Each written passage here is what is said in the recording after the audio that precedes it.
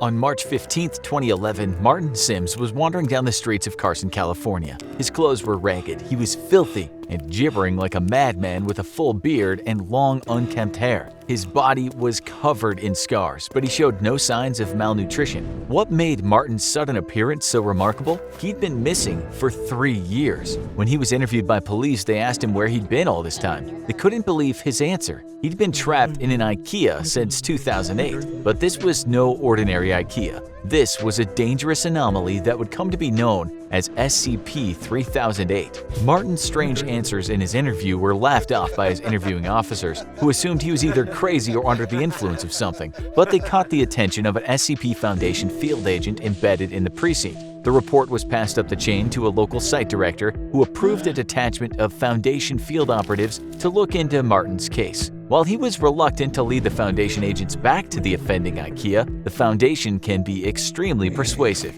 His screams of "Please, I'm begging you, don't take me back, don't make me go back," were noted but ultimately disregarded. When the SCP Foundation had triangulated the position of SCP-3008, which was indeed an active IKEA, the entire retail zone was closed and barricaded under the pretense of a severe black mold infestation. Armed Foundation personnel also arrived on the site shortly after, based on Martin's vague statements that there were creatures of some kind inside. Due to his deteriorating mental health, Martin was unable to provide a great deal of lucid information on the specific traits of SCP-3008. But one phrase he kept repeating was "bigger on the inside." Once researchers were satisfied that Martin had delivered all the pertinent information he was able to, he was administered Foundation amnestics to erase his memory of the last 3 years and return to his family. A cover story was formulated. Martin had been kidnapped and abused for 3 years by a mentally unbalanced stalker in downtown Carson. He'd been able to escape as said stalker took his own life out of guilt, a suicide that the Foundation expertly fabricated to make their cover story airtight. With the loose end of Martin Sims taken care of, the true observation of SCP-3008 could begin. A base set around the perimeter of the mysterious IKEA kept a 24-hour watch on the building, covering all potential entrances and exits. No exploratory missions had yet been approved by the Foundation Ethics Committee, so they first wanted to perform a week of external observation to see if any of the store's anomalous properties extended beyond the confines of the building. After a week of nothing, it appeared they did not. A local site director approved of the use of 20 disposable Class D personnel to explore the interior of SCP-3008. The D-Class operatives would be split into 4 squads of 5 men, Alpha, Bravo, Charlie, and Delta Squad. Each would be assigned a different quadrant of the store and would deliver information back to the control team on site via a live audio and video link. 3 of the 4 teams upon entering the store reported nothing out of the ordinary. Neither the audio or video they were sending back indicated anything different from a standard IKEA store, from the flat-pack wardrobes to the Swedish meatballs. Team Delta, however, suddenly began experiencing a scrambled audio and video connection. Shortly after, communication with Team Delta dropped off entirely. They disappeared somewhere inside the store and haven't been seen since, with one notable exception. After the disappearance and the extraction of teams, Foundation researchers classified SCP-3008 as Euclid because its anomalous properties were at least confined to the interior of the store, and even then seemingly not the entire interior. The anomalous area within SCP-3008 became known as SCP-3008-1, and containment appeared to be 100% secure. There was no telling how many people had already gone missing in the store over the years, but the disappearances must be stopped. The Foundation maintained constant surveillance around the perimeter of SCP-3008, but it appeared they could prevent any further incidents by simply preventing other civilians from accessing the IKEA store. Martin's ravings about monsters were assumed to just be the product of delirium, until a surviving member of Delta Team suddenly reappeared. The date was November 3rd, 2011. It was a cold night, a few hours after what would have been closing time if the store were still active, and 7 months after the extraction teams had disappeared somewhere in the confines of SCP-3008. There had been no anomalous activity outside the store since the perimeter was first secured, and the Foundation researchers hadn't expected that to change until the last surviving member of Delta Team came barging out of the store's entrance. Startled field operatives were amazed to see him again, but they were even more amazed to see what was following him out of the store, repeating the same phrase, "The store is now closed, please exit the building." Despite the fact that the entity chasing the Delta Team survivor was wearing the yellow shirt and blue pants of an IKEA store employee, the being definitely was not human. It was around 7 feet tall with no visible face. The entity had grossly extended limbs, with each arm being around 5 or 6 feet long and ending in a huge oversized hand. The whole process was so sudden that the field agents present at the perimeter weren't able to save the Delta Team survivor, as the entity reached forward with his freakishly long arms, grabbed him and twisted his head off like a child with a doll. The field operatives present drew their weapons and peppered the entity with bullets. It would later be classified as SCP-3008-2. The being appeared to collapse and die from the physical trauma, at which point it and the body of the former Delta Team survivor were taken for an autopsy by Foundation researchers. There were no biological abnormalities of the body of the Delta Team survivor, so it did not appear that the anomalous properties of SCP-3008-1 had any effect on the physiology of its occupants. He was not malnourished despite being missing for months, and the contents of his stomach looked to be half-digested food consistent with the menu of a typical IKEA store restaurant. SCP-3008-2, on the other hand, raised a number of perplexing biological questions. The autopsy revealed that the creature's clothes were actually part of its body, like an additional layer of skin. The creature lacked blood or any kind of vascular system. Even stranger, the entity didn't appear to have bones or internal organs, not even a brain or nervous system. It was a being made entirely of skin all the way to its core. How it was able to move, or even live for that matter, remains a mystery. Though when you work for the SCP Foundation, you learn to accept that some things will always remain unexplained. One thing was certain though, Martin Sims was right about his monsters. After the incident with Delta Team, the Foundation deemed that sending manned explorations into the heart of SCP-3008 was too much of a liability and planned a series of drone-based reconnaissance missions into the anomaly. The first of these drones experienced connection issues and failed when attempting to venture into the IKEA's anomalous zone. However, after a lengthy period of trial and error, the Foundation was able to establish a more secure connection with its drones, even when deep into the SCP-3008-1 anomalous zone. It was only then that some of the most extraordinary discoveries were made. SCP-3008-1 seemed to break the laws of spatial reality, as the area of the IKEA's interior was at least an order of magnitude larger than its exterior. Just as Martin Sims had said, it was bigger on the inside, but just how much bigger? The Foundation has yet to find evidence of any physical terminators within the store that might indicate SCP-3008-1 has an endpoint, while an area of at least 10 kilometers squared has been uncovered in SCP-3008-1. It could, in theory, be infinite. Laser rangefinder tests, which are normally very reliable, have only given inconclusive results. Interestingly, the anomalous area doesn't have any clear visual differences from the rest of the IKEA store, except that it extends forever. An individual trapped within the confines of SCP-3008-1 wouldn't even realize they've entered an anomalous zone until they tried to locate an exit and leave, at which point they'd find they were already hopelessly lost. The geography of SCP-3008-1 does at least appear to be consistent, so people trapped within are theoretically able to retrace their steps and escape if they haven't already ventured too deep.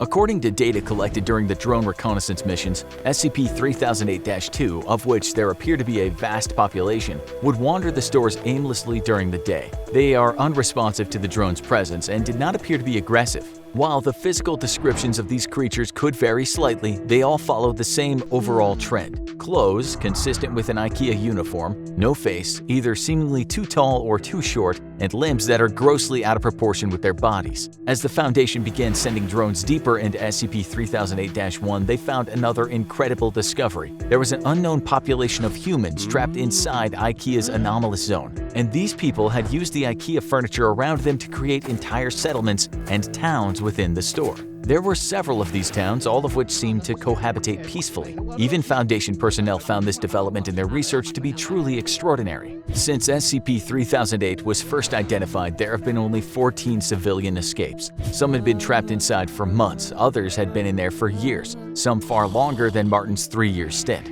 While every one of these escapees has eventually been released back to their home, after a liberal application of amnestics and a proper cover story has been devised, the Foundation interviewed each of them extensively first. According to each of these escapees, the people trapped inside the IKEA have built an entirely new society across the various settlements. Contrary to the Lord of the Flies expectations of a group of people isolated and afraid, there's immense cooperation between the trapped civilians. The food in the several IKEA restaurants in SCP-3008-1 mysteriously replenishes while nobody's there, so there's no threat of starving, and the automatic turning on and off of the lights forms as a rudimentary kind of day and night cycle. Nighttime, however, is when things get dangerous, as the SCP-3008-2 entities, which are known to the people inside as the staff, become extremely hostile after dark. Aggressive hordes of the staff swarm the settlements at night, repeating, "This door is now closed, please exit the building." The civilians inside are usually able to repel these attacks with minimal casualties, but the constant war of attrition slowly wears down those inside. The bodies of the creatures also need to be removed from the area after each attack, as the presence of corpses or even parts of corpses has been known to heighten the ferocity of the next night's attack. During the day, the staff return to a docile and unresponsive state, though they'll still defend themselves violently if anyone dares to attack. Over the course of the interviews with the 14 escapees, Foundation researchers were able to answer another of their key questions. How had so many people gone missing in the store for so long without being noticed? But the answer they received only raised many more unsettling queries. According to the escapees, there were people inside the settlements that, despite being otherwise of entirely sound mind and standard intelligence, seemed to lack very common knowledge that even a child should know. For example, some of them weren't aware of the International Space Station orbiting the Earth, or stranger still, the existence of the Statue of Liberty. This led the researchers to a frightening conclusion. SCP-3008-1 may not only be a nexus point of multiple IKEA stores in our dimension, it could be connected to IKEAs in every dimension where IKEAs exist. While it only abducts a handful of people from each store over an extended period of time, it suddenly becomes clear how this SCP was able to trap so many people without detection over such a long period of time, which in turn led to an even more terrifying revelation. The SCP Foundation may not have SCP-3008-1 as contained as they thought. It might even be tucked away in an IKEA store somewhere near you, just waiting for you to visit. After all, there's always room for one more. Almost all cross-testing to kill or pacify SCP-682 had failed miserably. If you haven't seen it, go watch our video on the legendary hard-to-kill Reptile to see just how powerful and terrifying this creature is. It faced the Gate Guardian, an SCP with a flaming sword hotter than the sun, capable of tearing your atoms to shreds, and came out fine. In its face-off with the horrifying SCP-096, also known as the Shy Guy, it broke the Shy Guy's mind and reduced it to gibbering despair. Even SCPs with supposedly unlimited powers simply refused to engage the beast in combat. So, when it was proposed that they test 682 with SCP-999, a creature known among Foundation staff as the Tickle monster, the idea was considered laughable. 682 had been burned, suffocated, cut up, incinerated, and growled in the faces of the gods. How could this so-called Tickle monster ever hope to survive an encounter, let alone win a fight? Some even believe that this was the last we'd see of SCP-999. But what makes this story truly remarkable is that that isn't how this played out. As you'll soon discover, SCP-999 is an amazing and unique SCP in and of itself. But its secret origins and its interactions with some other prominent figures in the SCP universe are what make this humble, slimy creature beyond extraordinary. Prepare yourself for the heartwarming, yes, you heard that right, the heartwarming story of SCP-999. Several highly trained agents on 682 Detail placed 999 into the immortal lizard cell. Compared to the giant reptilian sitting across from it, 999 wasn't much to look at. It's a large orange amorphous blob of anomalous slime. Weighing in at around 120 pounds, SCP-999 was nothing compared to the monstrosity it was supposed to face. While its weight has in the past caused minor injuries to some of its human handlers, it has never caused serious or long-lasting damage of any kind to a living thing. Even its diet consists only of candy and sweets, with a particular preference for M&Ms and Necco wafers. It consumes these treats through the cell membrane of its slimy body, much like an amoeba. This extremely stretchy membrane means the creature is highly malleable, including the ability to stretch and flatten itself out to a mere 2 centimeters thick. At rest, the creature takes a dome-like shape around 2 meters wide and 1 meter in height. The closest things the creature has to limbs are prehensile pseudopods. Those are the arm-like projections normally seen on single-celled organisms, of which it has at least 3.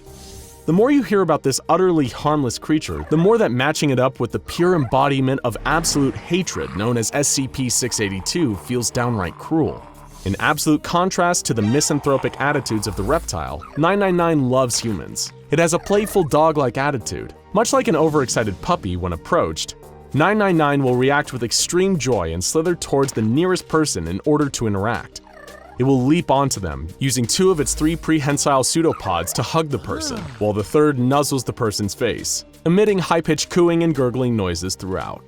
The creature is apparently pleasant in every conceivable fashion, as even its odor has been reported to smell just like the favorite scent of whoever is smelling it. Examples have included chocolate, fresh laundry, bacon, roses, and Play-Doh.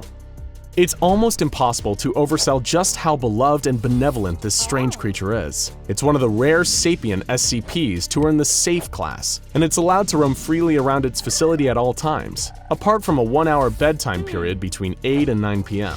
In the rare instances that 999 has caused harm to a worker at the facility, it immediately began to back away and contract its body while whimpering in a kind of dog-like apology. The closest the Foundation has ever come to having a real incident with the creature was the time someone accidentally fed it a can of caffeinated cola, causing it to become hyper for an hour before becoming visibly queasy. You'll be relieved to know that it's since made a full recovery.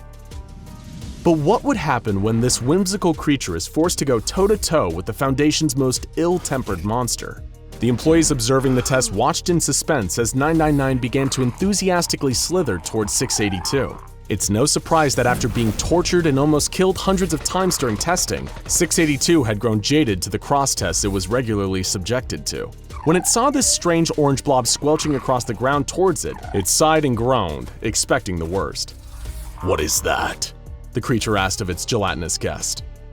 SCP-999 began jumping up and down in front of 682 like an excited puppy, creating a high-pitched squealing noise.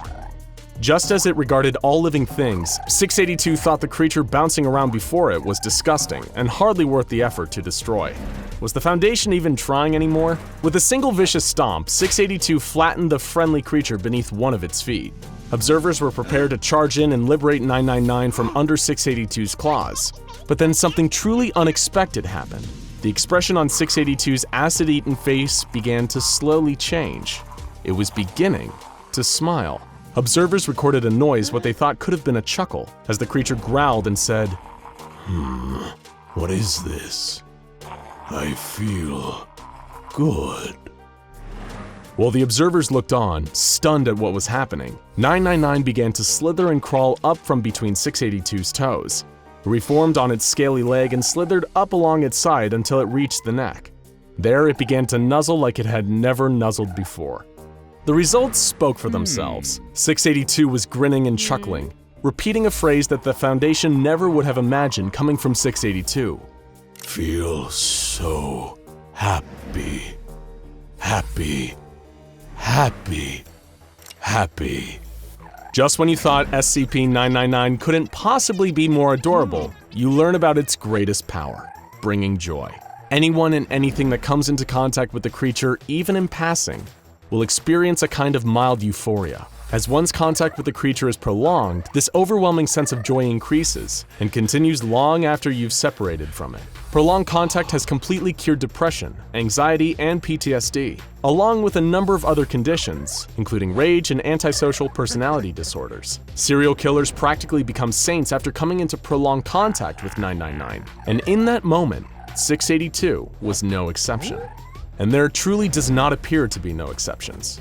While causing happiness and joy isn't a dangerous weapon, when it comes to SCP-999, it is an extremely powerful one. And what's more, SCP-999 also appears to have an innate sense for those who need its help most, with a particular affection for the hurt and the unhappy. The creature appears to be a true altruist on a fundamental level, even risking its own safety to help humans during dangerous containment breaches. In one dramatic instance, 999 leaped into the air to block a bullet from making contact with a member of staff. As a result, the creature is pretty much universally loved by all members of Foundation staff. It's the one SCP who has never made trouble for anyone. Back in SCP-682's containment cell, the beast was still smiling and laughing as 999 rubbed against its neck. It was an event so strange, so unprecedented, that the observers in attendance felt like they were hallucinating. For a few minutes, the monster kept dreamily repeating the word, "happy." But then, suddenly, the creature began to enter a fit of uncontrollable, booming laughter. It rolled onto its back, slamming its huge tail against the door. It had just fallen victim to one of 999's favorite pastimes, tickle fights, hence how it earned its Tickle Monster nickname among staff. The tickle fight continued until 682 appeared to tire and fall asleep, with a smile still on its face. After 15 minutes of inactivity, 2 D-Class personnel were commanded to enter and retrieve SCP-999 from the containment cell. They did so successfully, but as soon as 999 was removed, 682 roused from its slumber and released a powerful psychic attack from its entire body while laughing maniacally. It rendered all personnel within a certain distance incapacitated as they collapsed in fits of laughter, allowing 682 to escape and go on a violent rampage. However, in spite of this, 999 showed no fear and helped save some of the bystanders as security officers subdued and recaptured 682. And even after all of this, 999 showed no hard feelings towards 682 and indicated a desire to play again. It's a creature whose capacity for love is so limitless that it's practically immune to fear. Which is all well and good because the true enemy that 999 is destined to face is infinitely more powerful and terrifying than 682 could ever hope to be. What is this monster? And why should 999 have to face it someday? The answers to these questions all lie in the true origins of SCP-999, available only to those with level 5 clearance and beyond. It's a perfect example of how something good can come from the darkest places. There would be no SCP-999 without SCP-231-7. SCP-231 was a collection of 7 girls, all impregnated by horrific nightmares in a ritual performed by a cult known as the Children of the Scarlet King. Each of these girls, over the years that followed, gave birth to some of the most horrific monsters imaginable. One of which, according to some, was SCP-682. These beings were manifested by the Scarlet King, a powerful interdimensional nightmare god believed to be behind a great deal of the darkness and horror present within our and many other dimensions. Foundation higher-ups have declared the Scarlet King to be the greatest existing threat to the multiverse at large. And SCP-231 was his latest direct interaction with our universe. The only surviving member of SCP-231, SCP-231-7, gave birth in secret. But she didn't give birth to a monster. She gave birth to SCP-999, a being of pure goodness. That's right. The nicest, kindest, cuddliest SCP of all is the direct descendant of a being that's essentially the dark god of all evil. Feel free to take a moment to absorb that. The creature even healed the girl who birthed it and allowed her to return to normal life with her family once more. From its first moments, SCP-999 was making positive changes to the world around it. And according to ancient texts from a Scarlet King-aligned culture known as the Devas, SCP-999 is still very much in its infancy, yet it already has the power to pacify its monstrous siblings like the aforementioned 682. It's believed, according to some prophecies and Foundation theories, that the power of SCP-999 will grow exponentially as it matures. Why does this matter? Well, it's believed by some that one day, 999 will grow powerful enough to overthrow not only its own monstrous siblings, but the thought-to-be unstoppable Scarlet King himself. Not through violence or hate, but through the pure force of happiness and love burning out the darkness and purifying the corrupted. While the humble SCP-999 rarely outshines its frightening competitors, to those truly in the know, 999 is one of the most powerful and valuable SCPs in existence, and may be the greatest asset in the Foundation's arsenal for the war against dangerous anomalous activity. After all, what could strike more fear into their hearts than the knowledge that it might be love rather than firepower that finally dethrones the Scarlet King? And for the knowledge that it may one day save everything we know from a fate so much worse than death, with nothing but affection for everyone and everything, it's worth offering thanks to the little orange blob, or at least an extra pack of M&Ms before bedtime. When an anomaly is first detected by an SCP Foundation field agent, it's up to the Foundation's mobile task forces to tag and bag the impossible entities before they can do any more harm. Sometimes these retrievals are uneventful, other times, not so much. Especially when they're dealing with brutal forces of nature like SCP-096. Also known as the Shy Guy, a creature that, from the very first interaction with the Foundation, had a reputation for being dangerous and needed to be feared. A series of vague sightings and mysterious disappearances up in the frosty mountains of the Yukon first sparked the Foundation's interest. When they were certain that they had an anomaly on their hands, 2 retrieval teams, Zulu 9A and Zulu 9B, were dispatched to secure and contain the entity. Zulu 9A took the lead in a heavy-duty chopper, equipped with 50 caliber GAU-19 heavy machine guns, and carrying an AT-4 anti-tank launcher. They were prepared for anything, or so they thought, as they established a visual on SCP-096 while 2 clicks away from the target. They couldn't get a clear line of sight on the creature, but it appeared to be stationary, docile, and was making no attempt to flee. Piece of cake, right? Little did they know that SCP-096 was just looking away from them. If it was facing towards them, it'd be a whole different horror story, as Zulu 9A were about to find out. The team landed their helicopter next to the creature and were shocked to see that it was completely naked, in spite of the sub-zero temperatures all around them. The creature was unnaturally thin, as though it had been starved for weeks, with bone-white skin and unnaturally long limbs. The team guessed that the creature's arms must have been at least 1.5 meters long, but its docile nature and insubstantial body mass gave the impression that it wouldn't prove too difficult to contain. That is, until they saw its face. Zulu 9A's captain was the lone survivor of the incident, as he was lucky enough to be looking away when the creature turned towards his team. The rest of the squad ended up staring eye to eye with SCP-096, and from that moment on, wasn't docile anymore. The creature began to whimper, then cry, then sob uncontrollably in a way that sounded eerily human. This sudden change in temperament startled the rest of Zulu 9A, and they opened fire on the creature. Under the hail of gunfire, SCP-096 entered a murderous frenzy and began tearing into the hapless squad of soldiers. While its flesh and organs did seem to take damage as a result of the barrage of 50 caliber rounds from the helicopter-mounted machine guns, its skeletal structure remained intact, and it continued its onslaught, tearing the team limb from limb, even after they'd blown practically all the flesh from the creature. The AT-4 anti-tank launcher proved equally ineffective at stopping SCP-096 while it was in attack mode. And it was only after slaughtering the entire team that it returned to its docile state. Nobody knows exactly what the creature did to Zulu 9A after the gunfire started, but no trace of the team was left behind. Zulu 9B touched down soon after, and with a grave warning from the captain not to look at the creature's face, they were finally able to subdue it. A bag was placed over SCP-096's face, which seemed to soothe it enough to move it to a nearby Foundation facility. Little did they know, they just obtained one of the deadliest SCPs of all time. And while it may have been under lock and key for now, it seemed inevitable that it would get out and cause more violence and chaos.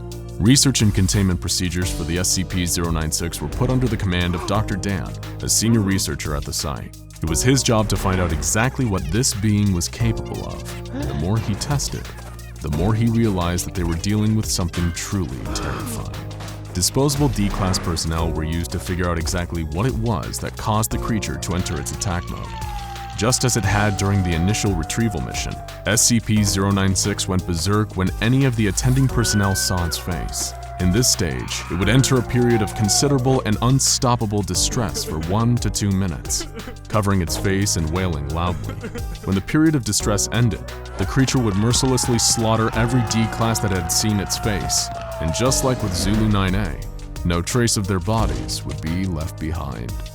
Dr. Den was horrified and intrigued by this phenomenon. The creature killed anyone that saw its face directly, but could the same be said for indirect depictions of the creature's face, such as images and videos? Dr. Dan was desperate to find out. More D-Class personnel were brought in to test this, to frightening results. Dr. Dan found that the creature did indeed still enter attack mode when people saw pictures and videos of SCP-096's face. The creature seemed to have an innate sense of when people were viewing these representations, even when it should have had no conceivable way of knowing. It didn't matter how far away or how many barriers were in place between the viewer and the creature, the attack mode would still activate. And once it did, it seemed as though nothing could stop the creature from hunting down the one who saw its face. With all of this new data, special containment procedures were devised to keep the creature safely under lock and key. Its cell was a 5 meter by 5 meter by 5 meter airtight steel cube, fitted with advanced pressure sensors and laser detectors to ensure that SCP-096 remained in its cell without risking anyone having visual contact with the creature's face. All cameras and video equipment were strictly forbidden, and weekly checks for any cracks or holes in the containment cell were mandatory. Of course, none of this would stop the creature if anyone somehow saw its face. In order to solve that little problem, Dr. Dan would need to continue his research. To find a method of subverting the creature's deadly glance, they needed to know exactly what they were dealing with. But how could they, when even a glance at a photo or video of the being meant certain death? A potential solution was proposed, creating an artistic representation of the creature's face, something that hadn't yet been attempted. But how would they achieve such a feat? Simple. They'd procure a D-class prisoner with some artistic talent. And they found one who had been a tattoo artist before becoming a Foundation guinea pig. Dr. Dan formulated an ingenious plan for keeping this D-class alive for long enough to accurately draw an image of SCP-096's face.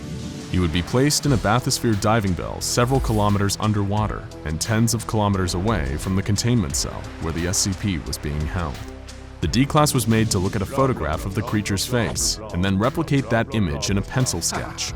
Dr. Dan first confirmed that the creature's attack mode is only activated by the creature's face by having the D-class look at a series of photos of the SCP's body parts, one by one, finally finishing with its face. The D-class began drawing and even remarked on how creepy the SCP's facial features were, despite not knowing the deadly context. Meanwhile, back in its containment cell, SCP-096 sensed someone viewing its face and entered its inconsolable crying state followed by its attack mode.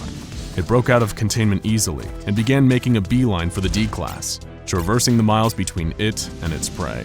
The D-class didn't know it, as he locked the finished drawing into a separate, autonomous submersible, but he was already dead.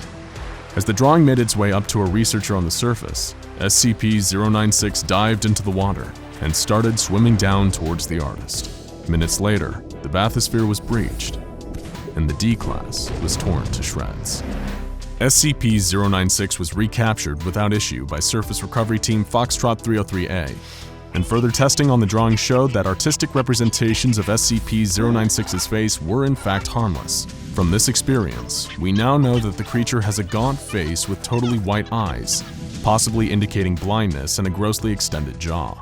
Nevertheless, Dr. Dan was adamant that SCP-096 was too dangerous to be left alive and requested permission from the upper echelons of the Foundation to terminate the creature by any means necessary. However, the doctor's request would fall on deaf ears, until it all started with a seemingly innocent image. While it's now been redacted for your safety, the black speck inside the yellow circle was once a minuscule image of SCP-096, taken unknowingly in the 1990s by a semi-professional mountaineer. One day they were looking at old photographs when his eyes passed over the tiny speck without even noticing that he had seen anything. But SCP-096 noticed and began entering its attack mode. It tore through its steel containment unit like tissue paper, causing the release of a nerve agent that killed a number of attending Foundation staff. The monster then fled the base and began pursuing its prey, with Mobile Task Force Tau-1 in hot pursuit. Dr. Oleksy, who was helping to manage the site where the SCP was contained, was in dismay over the situation. Dr. Dan was out of the country at the time, trying to discover more about the creature's origins. However, he did leave the Mobile Task Force with a new secret weapon against the rampaging Shy Guy: Project Scramble.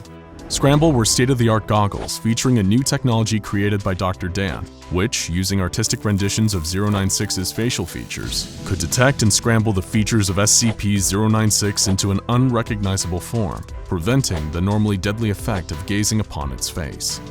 In theory, this would allow MTF Tau-1 to engage safely with 096 once its prey had been eliminated and bring it back into containment.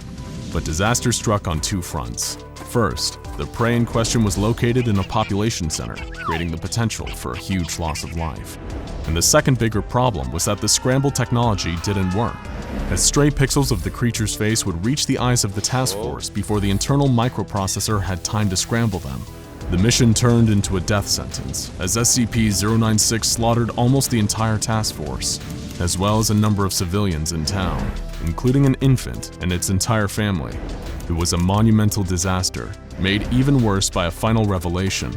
Dr. Dan and Dr. Alexei had themselves facilitated the entire containment breach and allowed the resulting massacre to happen, with Dr. Dan hoping it would be enough motivation for Foundation Command to greenlight his research into destroying the creature. Anything that would give him the opportunity to kill this thing would be worth the bloodshed. His plan worked, and the SCP Foundation saw it his way, approving his request to neutralize SCP-096. However, success comes at a cost for Dr. Dan. Once he figures out a way to finally kill the creature, though done in his line of duty, he himself will be terminated by the Foundation for his crimes against humanity. But considering how much damage SCP-096 is capable of causing if it ever got to a major population center, or even worse, was ever caught on camera and broadcast to a worldwide audience, the Doctor himself would likely deem his own death a justifiable cost. To this day, the Foundation is researching ways to kill the creature, and they're still looking for their silver bullet. And the pressure is on. They hadn't known about the seemingly innocent picture that sparked the last containment breach, the one taken decades ago, in which the Shy Guy had only occupied 4 tiny pixels. 4 tiny pixels that resulted in multiple innocent lives lost. So be careful where you look, because who knows how many other photos of the creature are lurking out there. Photos with an innocent dot in the background. Your eyes glance over it, not even noticing the little blip, until you hear a distant wailing that seems to be getting closer and closer and closer, and then it's already too late. SCP-682 must be destroyed as soon as possible.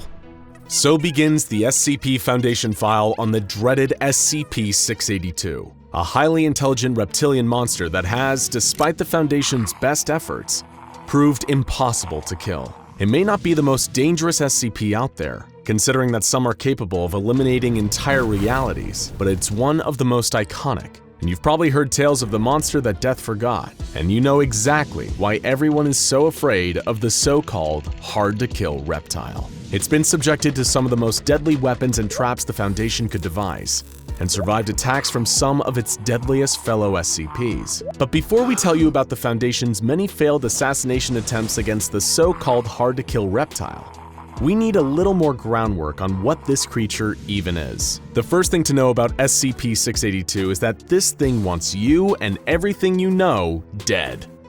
Unlike some other creatures like SCP-096 and SCP-173, which are murderous but exhibit no real higher processing skills, SCP-682 possesses cunning, advanced reasoning, and even human-level logical intelligence.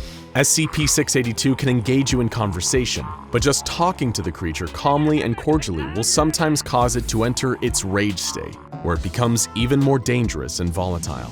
The beast is perpetually kept in a tank of powerful hydrochloric acid, melting its tissue to prevent it from reaching its full potential and going on a rampage. The creature's most terrifying asset, and the reason it's proven impossible to terminate thus far, is its incredible adaptability to any and all external stimuli. 682 is a reactive being, capable of not only surviving and regenerating from all attacks, but often incorporating those attacks into its own wide arsenal. In other words, if you're hoping to kill this thing, you better kill it on the first hit.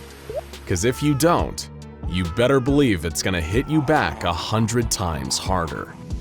This brings us to the main event. Some of the SCP Foundation's most ambitious and frightening attempts to terminate SCP-682, or even understand how it could theoretically be terminated. There are quite literally too many unsuccessful attempts for us to list them all here, so think of this as a highlight reel of the Foundation's most prominent failures. 682 was first cross-tested with SCP-017, a humanoid shadow entity shown to be able to consume matter with its shadows and leave no traces behind. Tests on tissue samples from 682 showed that SCP-017 was able to consume said tissues with no adverse effects.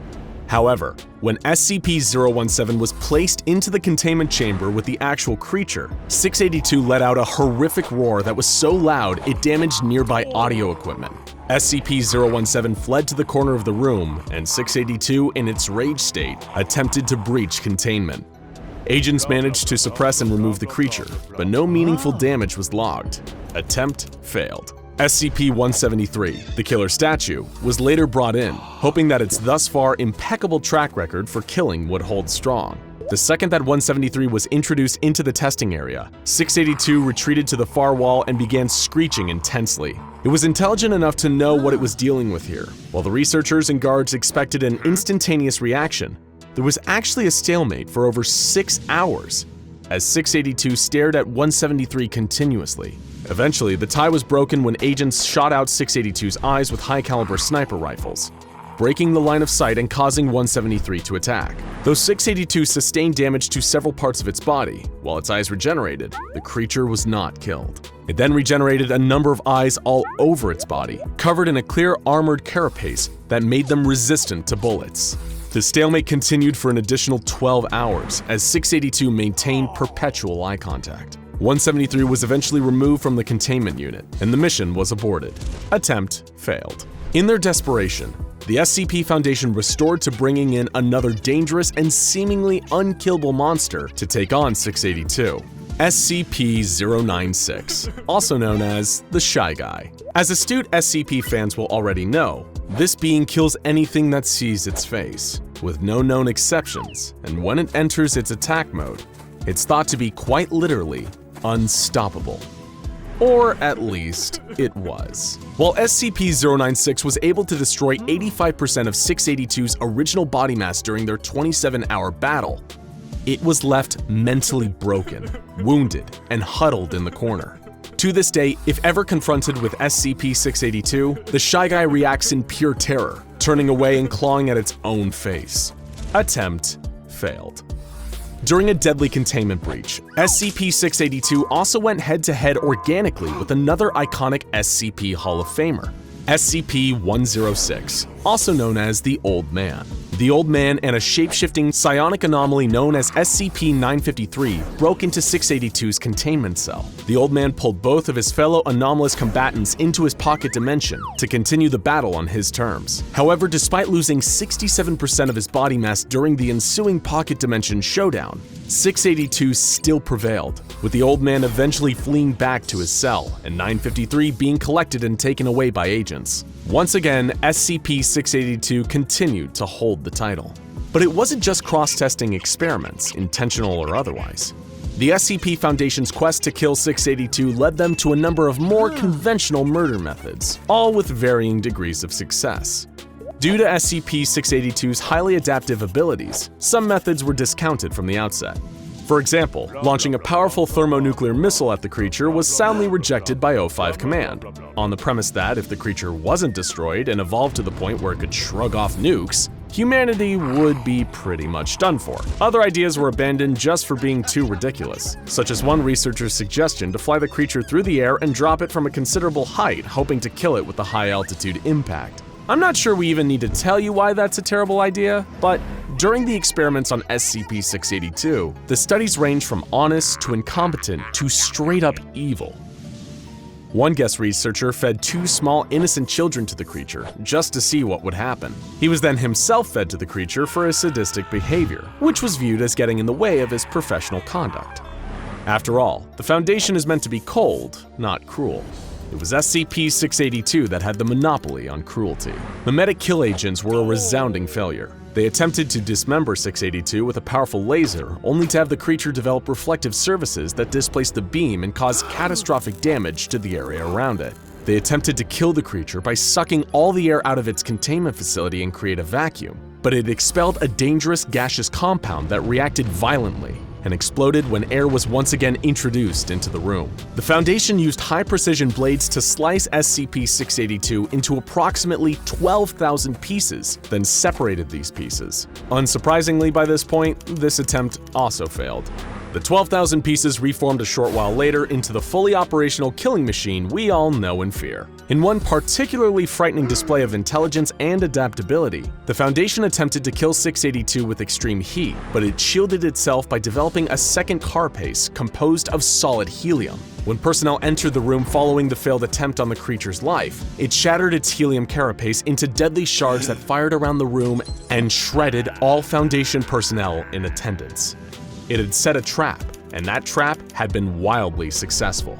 The creature's ability to adapt to seemingly any offense is unparalleled, to the point where Foundation staff have no idea how to classify this creature.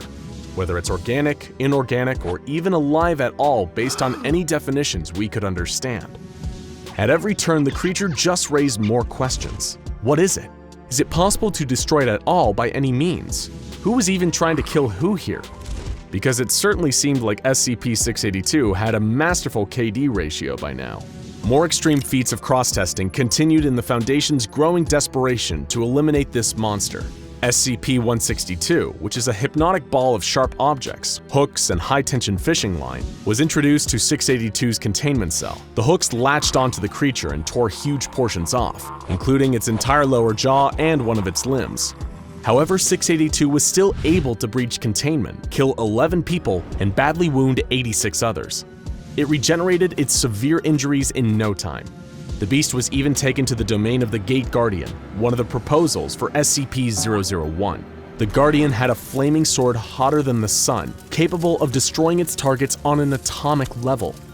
Naturally, SCP-682 survived and regenerated. Perhaps the most fascinating cross-test of all was between 682 and SCP-053, who manifests as a kind, innocent little girl with the unfortunate condition of causing homicidal tendencies in all who come into contact with her for more than 10 minutes. The people with these tendencies would then attempt to harm the girl, but would immediately drop dead shortly after, leaving the girl intact. The researchers present anticipated two possible outcomes here: the optimistic outcome, in which 682 enters a rage state, attacks 053, and died for good, and the realistic outcome, in which 682 attacks 053, possibly experiencing some minor injury or nothing at all, and 053 had to be removed from the containment cell. But that didn't happen. What did occur was considerably more shocking than any kind of violence. When 053 entered 682's containment chamber, the monster became uncharacteristically docile. Researchers and staff were baffled and watched with amazement as 053 approached the terrifying, immortal, mass-murdering monster and began to play with it. 682 even allowed 053 to draw on its face with crayons.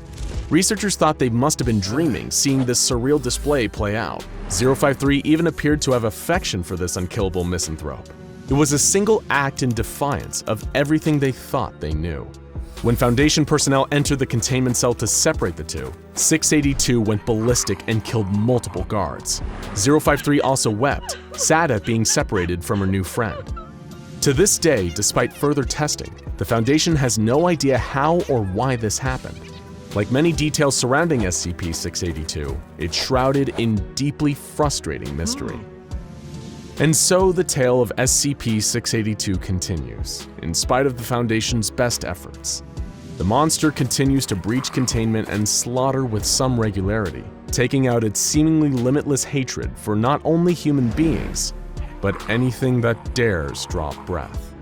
Nobody knows where exactly the creature is from, what its true nature is, or why its ability to adapt and regenerate far exceeds any known organism on this planet. Perhaps one day, through enough research and cross-testing, we can someday answer these questions with scientific precision. But until then, we only have one answer: hatred never dies. The esteemed Dr. Thomas Morstead entered the cell of the anomaly. He'd been warned and even chastised by his colleagues. But who in the Foundation could tell him what to do? He was the best at what he did, maybe the greatest in the whole history of the Foundation. As he entered the room, SCP-049 bid him welcome, cordial as always. So polite, in fact, that you'd never guess you were talking to a killer. Dr. Morstead knew the truth of what he was dealing with, but he also believed he could get through to 049. Calm him, exorcise the devil from him. It was the meeting of two great minds, one of them human, one of them part human, part something that has never been clear. It was to be a battle of wits, and like so many great battles, this one would turn into a massacre. Before we get to that fateful meeting, there are some things you should know about the anomaly known as SCP-049. If you saw him in the street, the first thing you'd think of is plague, because 049 always looked the same. A man dressed in black robes with a plague doctor's mask. But this wasn't a costume that could be taken off. In fact, it wasn't a costume at all. It was him. The robes had grown out of him like an exoskeleton. That horrible mask with the pointed nose wasn't covering his face. It was his face, a kind of shell that had seemingly sprouted from bone. The first reports came during World War II. In a picturesque town in the south of France called Montauban, people had begun going missing. Children disappeared from their beds in the middle of the night and weren't seen again. Adults went to the market and never returned. Local authorities searched high and low. They scoured nearby woods and dragged the rivers, but nothing was found. Because what was happening wasn't criminal, there was no clue they could stumble upon or eyewitness who would break the case. No, this was something else. Something that the townsfolk could never understand. Word spread, and that's when a search and discovery team was sent from the Foundation. It was a cold, dark night in January of 1941 when the team found what they were looking for. They walked through the open door of a small house located not too far from the Grand Chateau de Richelieu to find a masked man sitting next to an open fire. And he wasn't alone. The floor around him looked like it was moving. Upon closer inspection, the team saw that the floor was covered with writhing, grasping bodies. It's patients, as it called them. Bienvenue chez moi, said the thing. Welcome to my home. Those so-called patients crawled towards the team, intent it seemed to cause harm. The hostiles, now known as SCP-049-2s, were deemed dangerous and had to be eliminated. A sight, it seemed, that didn't bother 049 in the slightest. It just sat there, occasionally looking up from writing notes in a leather-bound book as his patients were gunned down. Once the carnage ended, it simply closed its book, stood up, and allowed itself to be escorted away. And that's the story of how 049 ended up at the facility, becoming a guest of sorts, staying in a standard secure humanoid containment cell, Research Sector 02, Site 19. The few that came into contact with 049 remarked that it was a pleasure for them. With its impeccable manners, vast knowledge of medicine and human anatomy, sharp tongue, and stinging wit.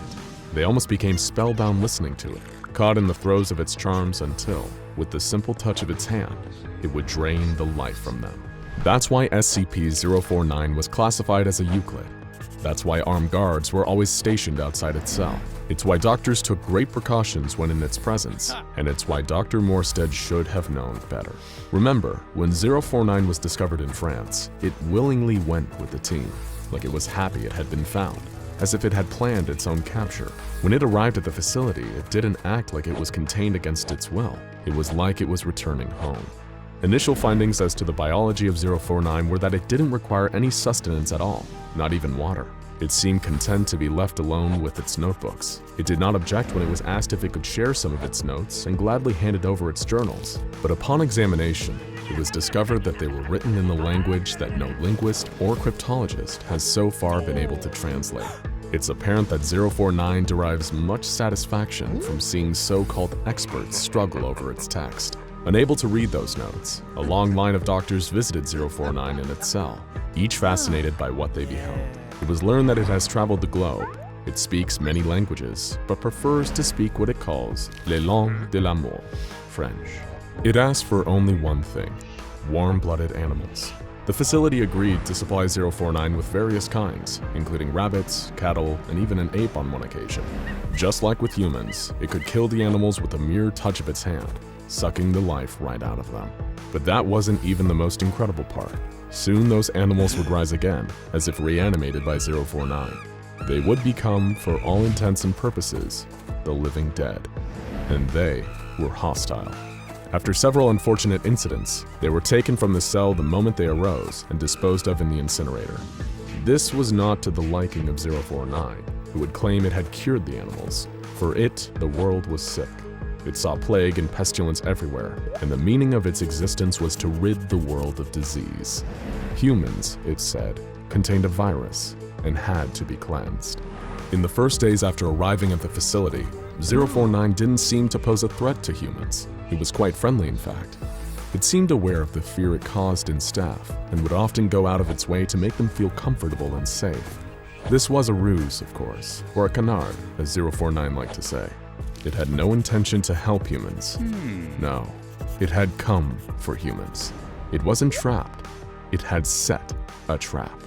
One of the first people to truly upset 049 was Dr. Raymond Ham, a well-respected physician that had twice been a contender for the Nobel Prize for his more mainstream work. What had confused Dr. Ham the most was not 049's clothes-like exoskeleton, or even his ability to reanimate the dead, but the bag that it used. 049 was somehow able to pull a seemingly endless supply of surgical tools from that bag.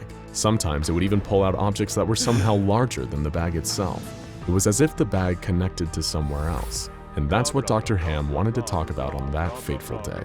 With 049 on one side of the cell and Dr. Ham on the other, he asked, "How is it that you can produce a great quantity of tools from that bag? I've observed you, and it seems to me that you are doing the impossible." "Dear doctor," replied 049, "the scourge, the great dying, cannot be fought with a handful of toys. My bag is merely the product of my imagination. It gives me what I require. You, dear sir, it seems, are limited by your imagination." It stopped for a second or two and stared at Dr. Ham. "I detect you are unwell," it said, in a voice not as amiable as before. "It's just a cold," said the doctor. "Ah, just a cold. If you had seen what I have seen, you would not utter such insulting words." Dr. Ham pulled out some papers from a briefcase and approached 049, holding them close enough so it could read them. "You see," said Dr. Ham, pointing to the results on the paper, "those animals you say you cured, they were not diseased. They were perfectly healthy before they died, and your so-called cure, it turned them into something quite terrible. We found that if they were left alone, they began to eat each other, and then themselves." 049 did not respond, and after a brief pause said only, "A good day to you, doctor. Please close the door on your way out. You should get some rest." Ham refused to go, and instead turned the conversation to this real interest, the bag, demanding that 049 let him see inside of it. "Very well, doctor," 049 said. "In private." 049 began to pull a series of long metal poles out of its bag, followed by a rolled-up curtain that it hung between them, creating a kind of medical tent around Dr. Ham.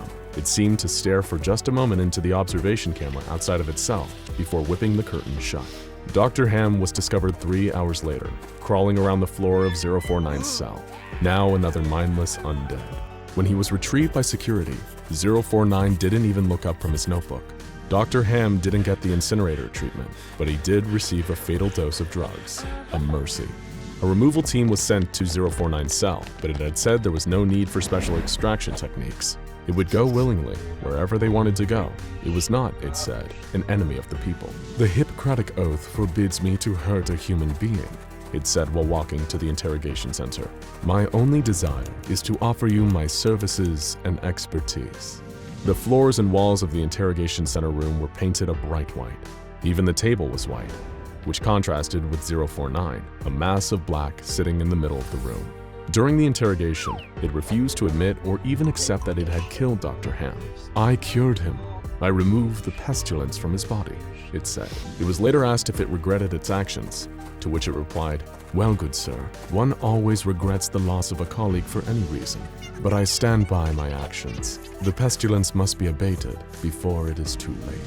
Every 2 weeks from that point, 049 was given animals. The scientists at the facility observed it time and again, touching the animals, killing them, before producing a saw or a scalpel and opening them up. Organs would be carefully removed with perfect precision. It was astounding to even trained surgeons just how talented 049 was. "I require a close relative of yours," said 049 one day to a young doctor, who expressed shock that it was asked for one of the doctor's family members. "I mean a great ape," said 049, "not your dear aunt." There were several instances of 049 displaying a crude sense of humor. Staff would almost forget that the thing that they were talking to wasn't human, almost. And it was Dr. Thomas Morstead that had supplied the great apes, orangutans in fact, that had been rescued from the rainforests of Borneo, only to be taken to 049's cell. Then one day something changed. 049 told Dr. Morstead that its work was done, that it accomplished what it had wanted to do, and could someone remove the cured animal from its cell? "I think you'd find that it's quite the work of art. A triumph," 049 said through the intercom. When the removal team entered the cell, they found the orangutan, or what was left of it. It was lying in the corner of the cell. The top of its skull had been removed, leaving its brain exposed. On its face was the expression of relaxation, and from its mouth it issued very soft squeaks, like that of an infant. 049 said, Tell Dr. Morstead that its rage mechanism no longer exists. I've removed the amygdala and made some changes to the hypothalamus and limbic system. It is cured and quite harmless. The next day, Dr. Morstead announced that he wanted to visit 049's cell himself, after which he heard a chorus of disapproval from his colleagues, all telling him that 049 was now too dangerous. Dr. Ham was sick, replied Morstead, and 049 has assured us that he would never take another human life. He's never lied to us, and I'm going to take him at his word. It appeared that 049 had created the perfect specimen, so what was next?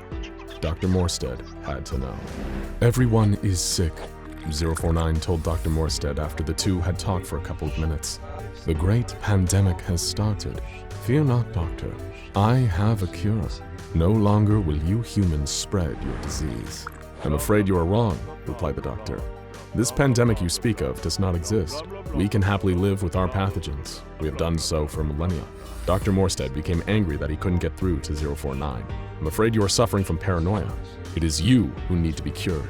You have no idea, said 049, standing up. What are you doing? Shouted Morstead. You promised you wouldn't hurt a human again. I'm not hurting you. I'm healing you, 049 said and leapt across the room in a flash. Placing a hand on the doctor's head, Morstead slumped to the ground. They were being watched in the observation room, and this had gone too far. He had to be moved to the containment cells, permanently. Mobile Task Force Epsilon 11 was right on the scene and burst through the door. No imagination, 049 said to himself. Those humans have no imagination at all. He began walking towards the task force, who opened fire on the anomaly, but the bullets bounced off its black coat and mask. SCP-049 calmly touched each of the members of the task force, one by one, draining the life from them. The last one standing stopped firing and attempted to run, but again 049 leapt across the room, black cape billowing out behind him, and gently touched the man, causing him to drop to the floor. 049 stepped over the bodies of the fallen team and walked out of the containment cell. The full details of what happened next are available only to the O5 Council, what are sometimes called the Overseers. The redacted report that is available reads, Standard Secure Humanoid Containment Cell, Research Sector 02, Site 19, Subject, SCP-049. Date of breach, redacted. Euclid Class SCP-049 breached cell and subsequently gained access to adjoining rooms and nearby buildings. Breach lasted approximately 3 days and 5 hours. Total casualties, redacted, with redacted number of survivors requiring incineration therapy. Course of action. Department of Science Alchemy Division suggested injecting anti-transmogrify disinfectant into Class D former prisoners who were transported to site and allowed them to come into contact with SCP-049. SCP failed to reanimate injected prisoners and cure them. SCP-049 acknowledged this failure and surrendered to Mobile Task Force Alpha-1. SCP-049 then requested to be contained. Present containment under responsibility of redacted, redacted. Present location of SCP-049, redacted. There are some things human beings aren't meant to know, and it's the sworn duty of the SCP Foundation to discover and contain such information. But sometimes knowledge is discovered that shakes even the Foundation itself to its very core. One such discovery occurred on April 28, 2016. That night, SCP-2935 made itself known to the Foundation personnel. To this day, the exact nature of SCP-2935 is a mystery that even the Foundation's brightest minds can't completely understand. Everything we know about SCP-2935 today comes from 3 doomed missions to the anomalous zone's interior. This is the story of those infamous expeditions. The nightmare began around 5 a.m. when SCP Foundation Site 81 in Bloomingdale, Indiana, intercepted a distorted radio signal. Communications personnel at the site traced this strange signal back to the unincorporated area of Joppa, Indiana, near U.S. Interstate 70. As is Foundation policy, a team of field agents were dispatched to the location in order to determine what they were dealing with. However, rather than finding anything that could logically produce such a signal, they instead discovered a long-abandoned cemetery. The most recent death on any of the tombstones was recorded as being over 100 years ago, all the way back in 1908. On further investigation, the Foundation discovered an unmapped limestone cave opening beneath the cemetery. and when they sent a drone into the depths of the cave, it appeared to quickly exit out the other side of the cave. But something wasn't right. The area that the drone was observing appeared consistent with the landscape from which it entered, but now it looked somehow grayer. It lacked the color of life of the place it just come from. The grass was dead, there were no trees, no shrubs, no animals or birds in the sky. They weren't looking at our world, they were looking at a strange reflection of our world on the other side of the cave. In fact, it wasn't a cave at all, it was a passageway between two dimensions. It was SCP-2935. Just then, they were able to unscramble the distorted transmission they'd been receiving. It went as follows. This is an automated emergency broadcast from the SCP Foundation and your national government. One or more of our sites is experiencing a communication breakdown,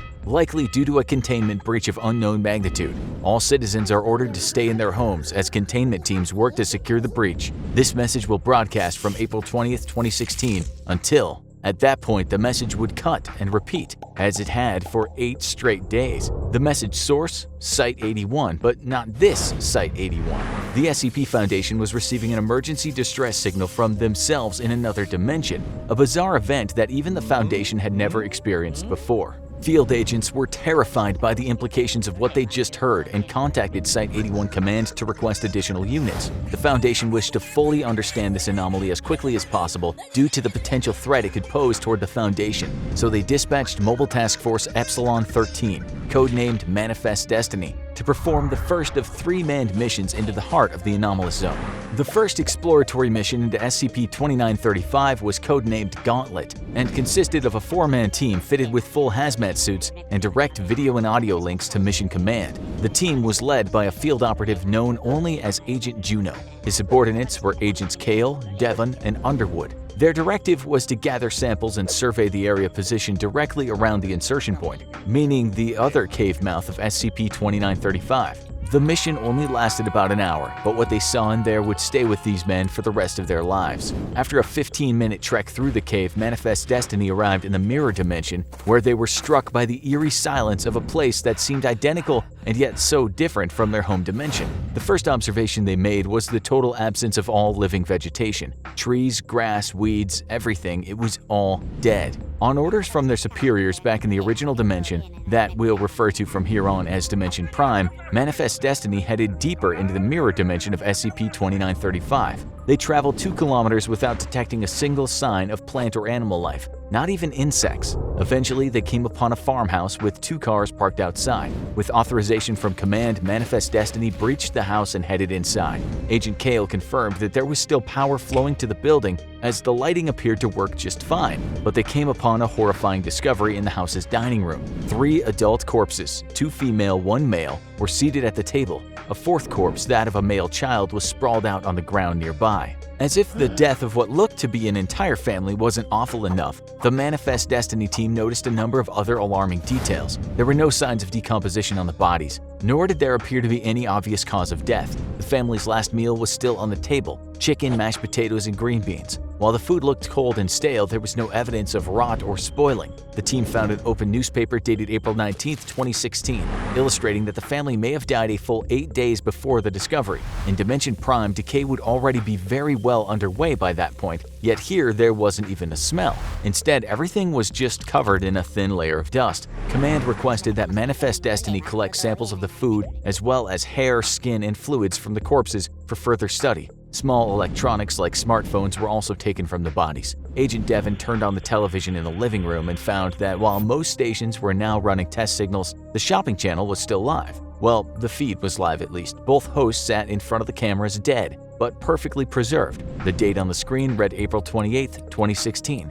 Suggesting that the times of Dimension Prime and Mirror Dimension were exactly the same. In fact, everything seemed the same, the only difference between the 2 dimensions being that some kind of mysterious apocalyptic event had occurred in the last 8 days in SCP-2935's Mirror Dimension, but exactly what had happened or how remained a mystery. When Manifest Destiny exited the farmhouse, they once again remarked on the lack of all signs of life around them. At this point, the team returned to the insertion point of SCP-2935, but were instructed to remain in the mirror dimension while additional units joined them inside. Manifest Destiny swelled to 16 members, with the notable addition of Agent Roy as the new commanding field officer. The team split into 2 groups of 8, and Agent Roy and his men infiltrated the Mirror Dimension Site-81, while Agent Juno's detachment attempted to access the base's off-site deep storage servers. This second expedition was codenamed Overland, and led the Foundation's field agents even deeper into the terrifying mystery of SCP-2935. Accessing the site was easy for Roy's detachment. It seemed there were relatively few cars on the road at the time of the mysterious extinction event. In the distance, fire still smoldered in the wreckage of planes that looked to have just dropped out of the sky. Agent Roy and his team, like all SCP Foundation personnel, were fitted with vitals trackers, and they assumed that the distress signal that started this whole thing could have been triggered by the deaths of every member of the Foundation at once in the Mirror Universe. Once inside Site-81, they realized that the assumption was probably right.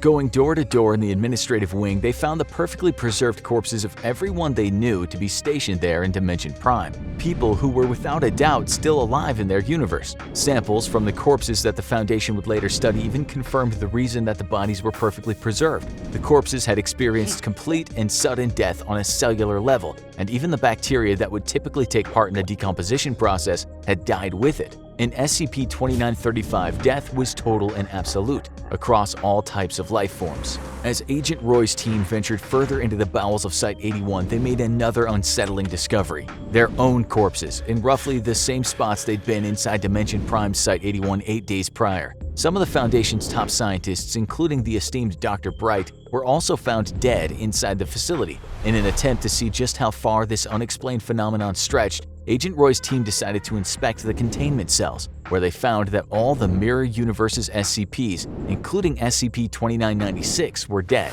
In his desperation to find some kind of exception to the extinction event, Agent Roy revealed a terrifying secret to the rest of his team. SCP-682, the immortal misanthropic lizard, and one of the deadliest creatures known to the SCP Foundation, was contained at this very facility right below them. Could it have something to do with what was going on here? They descended into the containment facility to discover an even more unsettling truth. SCP-682, the unkillable anomaly, floated dead in its tank. Death truly made no exceptions within SCP-2935. Agent Roy's team left the site and rendezvoused with Agent Juno's team to send their research back to Dimension Prime using automated drones. Both teams remained in the Mirror Dimension for another manned operation codenamed 19. They had no idea it would be their final mission. As they descended deeper into the facility, passing more dead SCPs, they discovered one final clue. Based on the activity of the Foundation servers, the event occurred at roughly 3 a.m.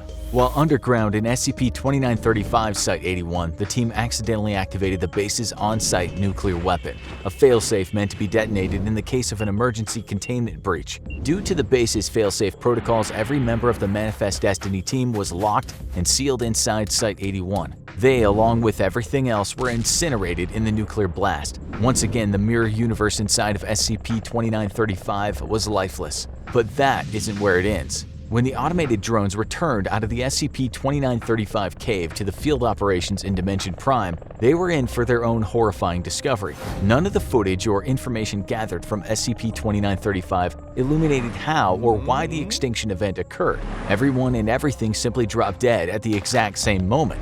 Nobody was aware, nobody was prepared. Death came suddenly and silently, and none were spared. All the Foundation on Dimension Prime were left with was a message from one of the agents from Manifest Destiny, Agent Keller. His final message was, "I don't have any answers. I don't think there are any. I'll do this one thing and hope that fixes it. Seal it shut. You've got to lock it in here with us. I'm sorry." The Foundation were at first confused by this until they discovered a final encrypted audio log buried in the files recovered from the Mirror Universe's Site-81. It was a message from Keller himself, but not the Keller from Universe Prime. In this message, Keller described the Foundation in the Mirror Universe receiving the exact same distorted transmission that they did a few days earlier from a cave in Joppa. When he and the others were dispatched inside, they discovered the same lifeless post-extinction event world that was now so familiar to the Foundation command.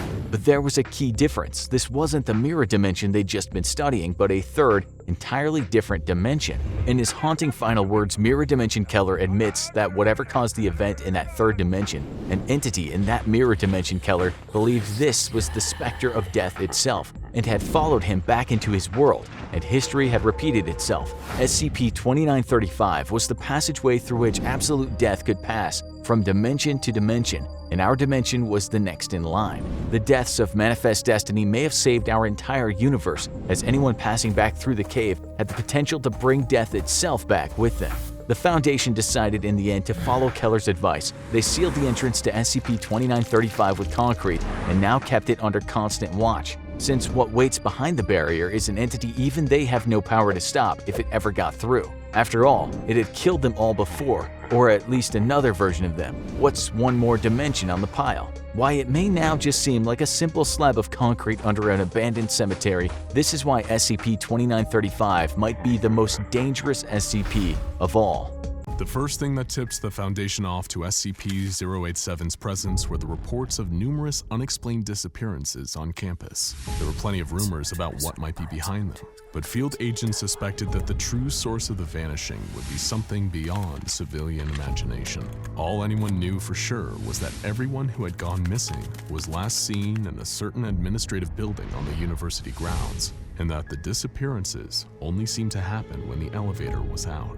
The campus was soon flooded with Foundation agents, creating a barrier around the administrative building and the presumed habitat of SCP-087.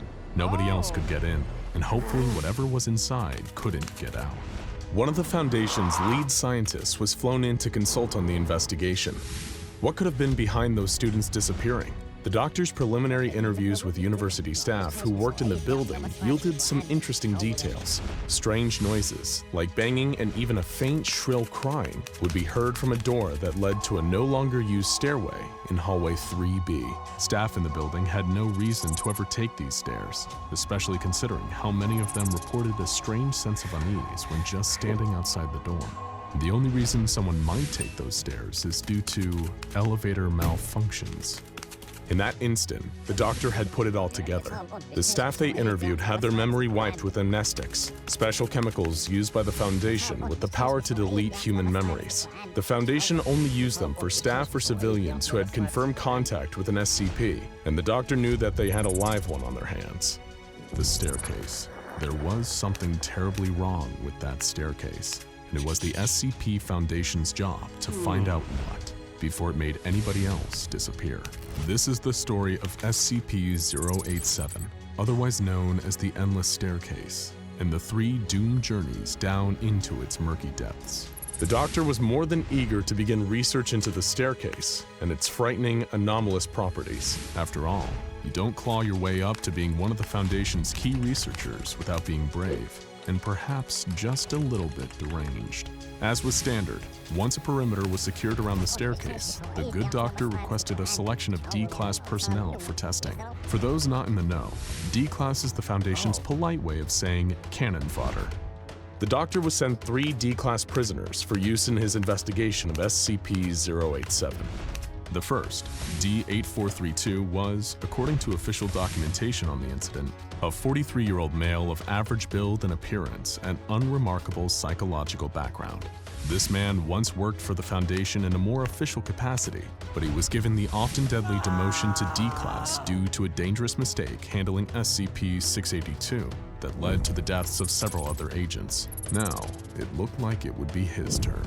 The doctor explained his mission to him: explore the staircase, gather data, help us find out exactly what we're dealing with here. If you come back alive, there may even be a promotion in it for you. And with that promise, D-8432 was given his loadout, a 75-watt flood lamp with battery power capable of lasting 24 hours, an audio headset, and a handheld camcorder fitted with a transmission stream, and an audio headset that would allow him to communicate with Dr. Bright.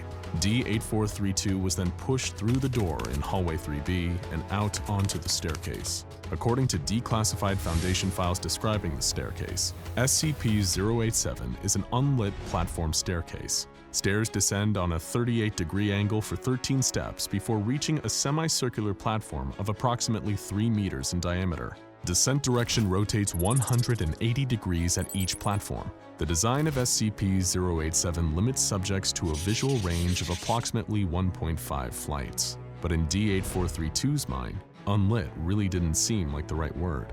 He would have chosen all-consuming darkness. Despite carrying a powerful 75-watt lamp, D-8432 was only capable of partially lighting the platform he was standing on.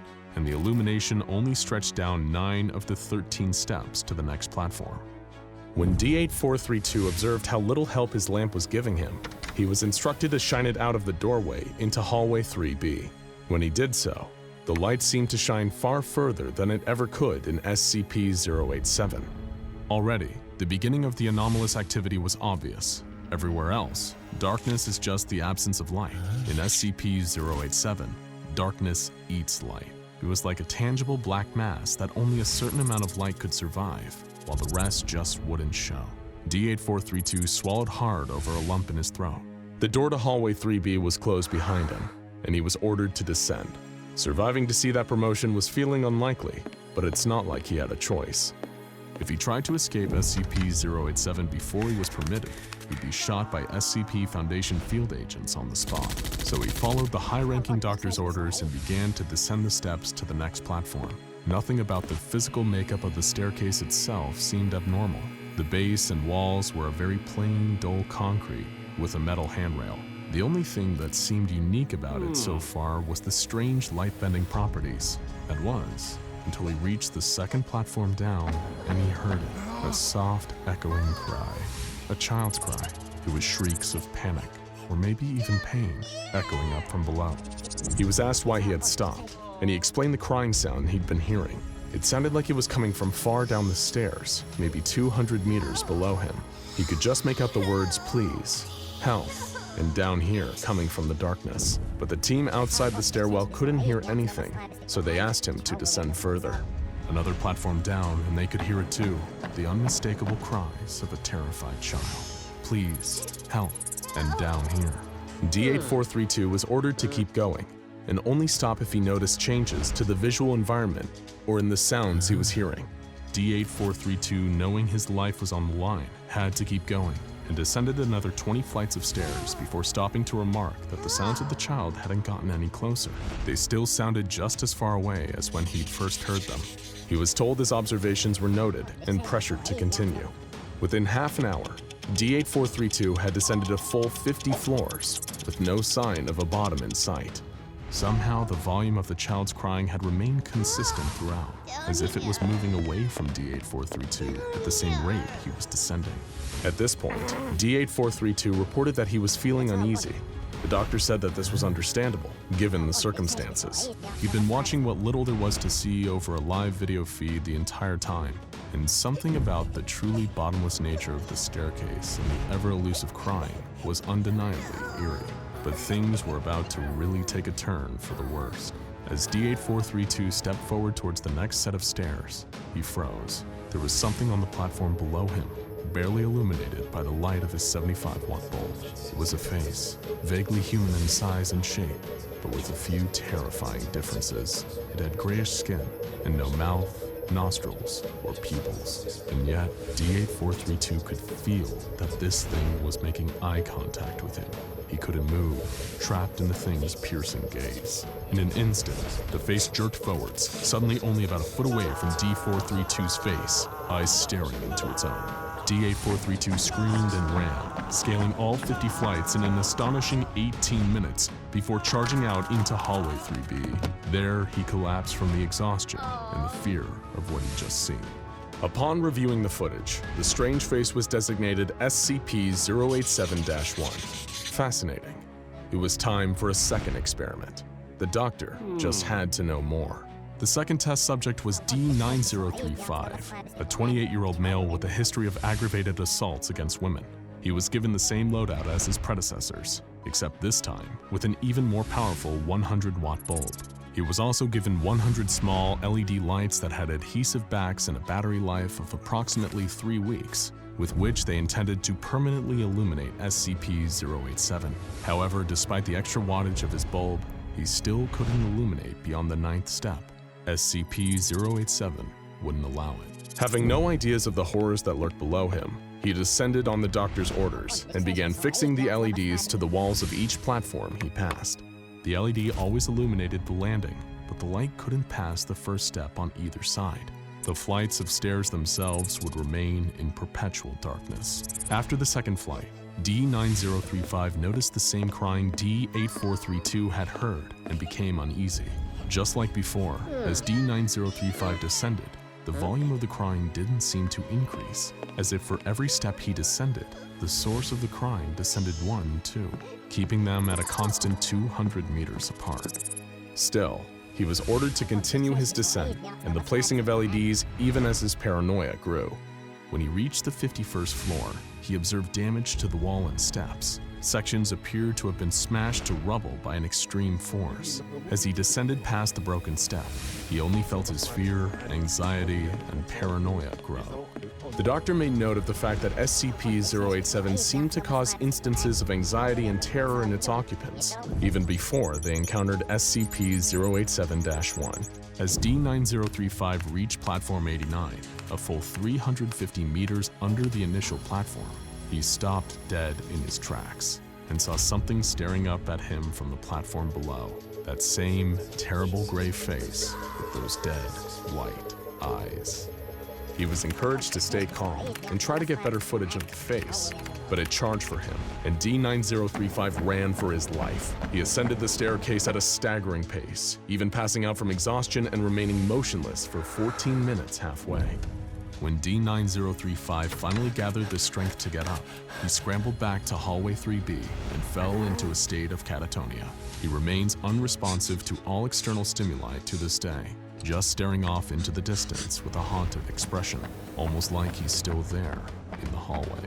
The doctor wanted to conduct one more test before he ordered SCP-087 shut off from the world forever. And it was the most terrifying of all. The final subject was D9884, a 23-year-old woman with a history of depression and use of excessive force. The doctor had hoped that D9884 would travel the deepest yet, and so he gave her the additional supplies of a backpack containing 3.75 liters of water, 15 nutrient bars, and 1 thermal blanket. As far as the Foundation was concerned, she was in this for the long haul. But none of them had any idea quite how right they were.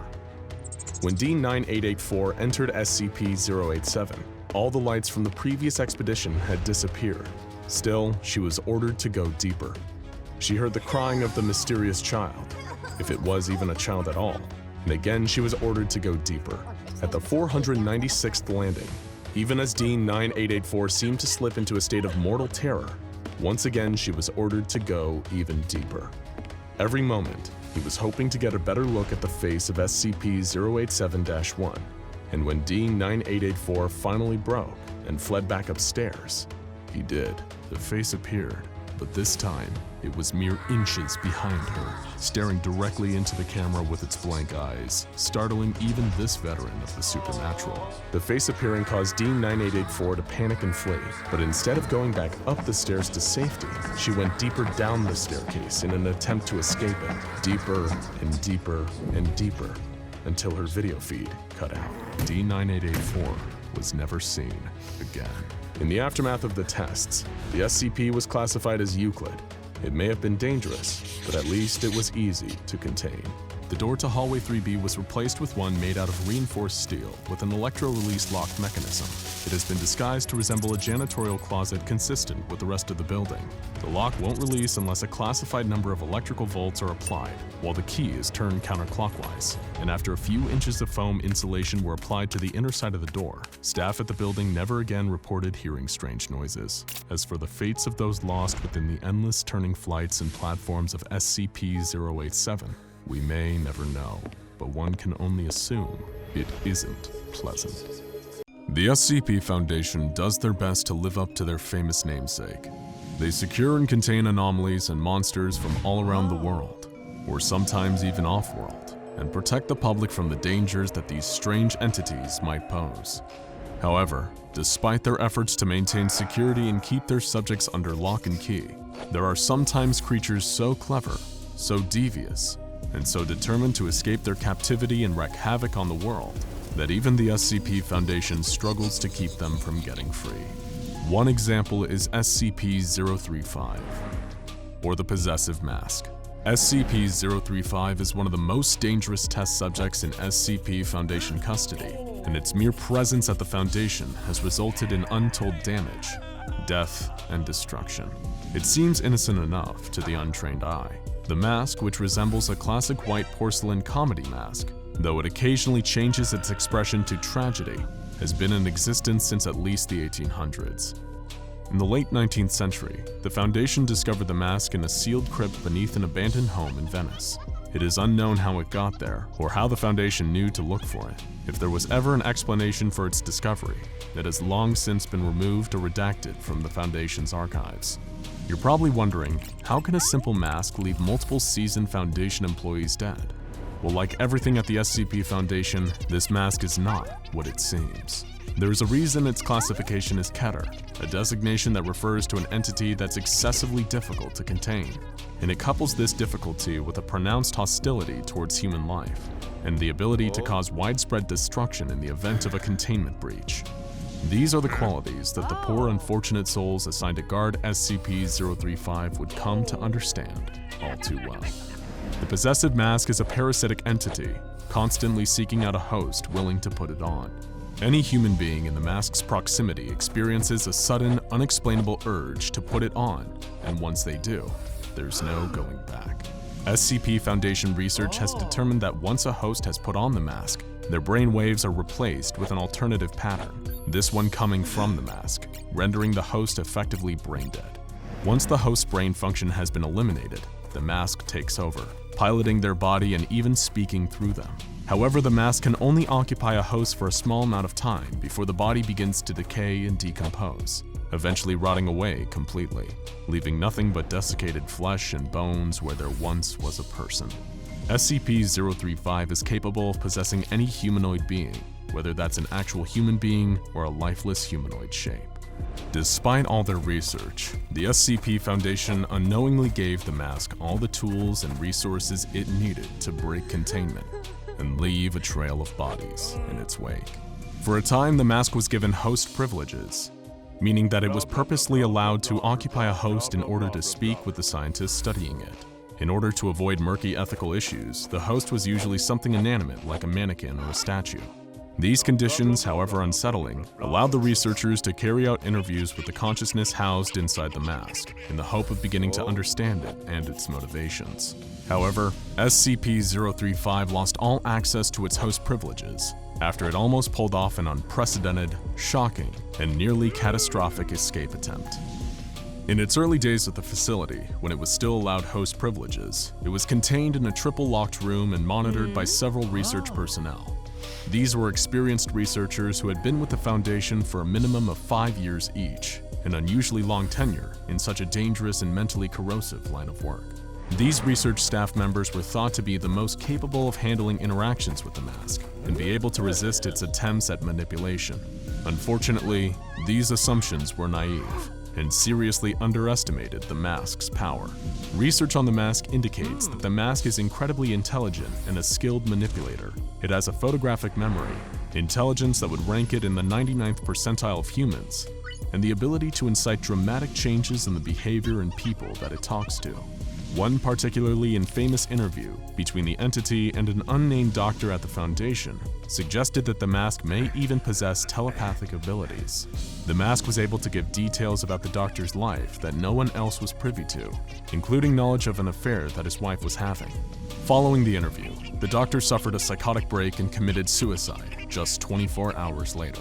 The mask is able to use its superior intelligence, charismatic personality, and mind-reading abilities to get inside the heads of those it speaks with.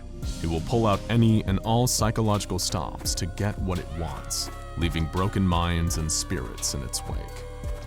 It was really only a matter of time before it used this skill set to its advantage and attempted to escape its confinement.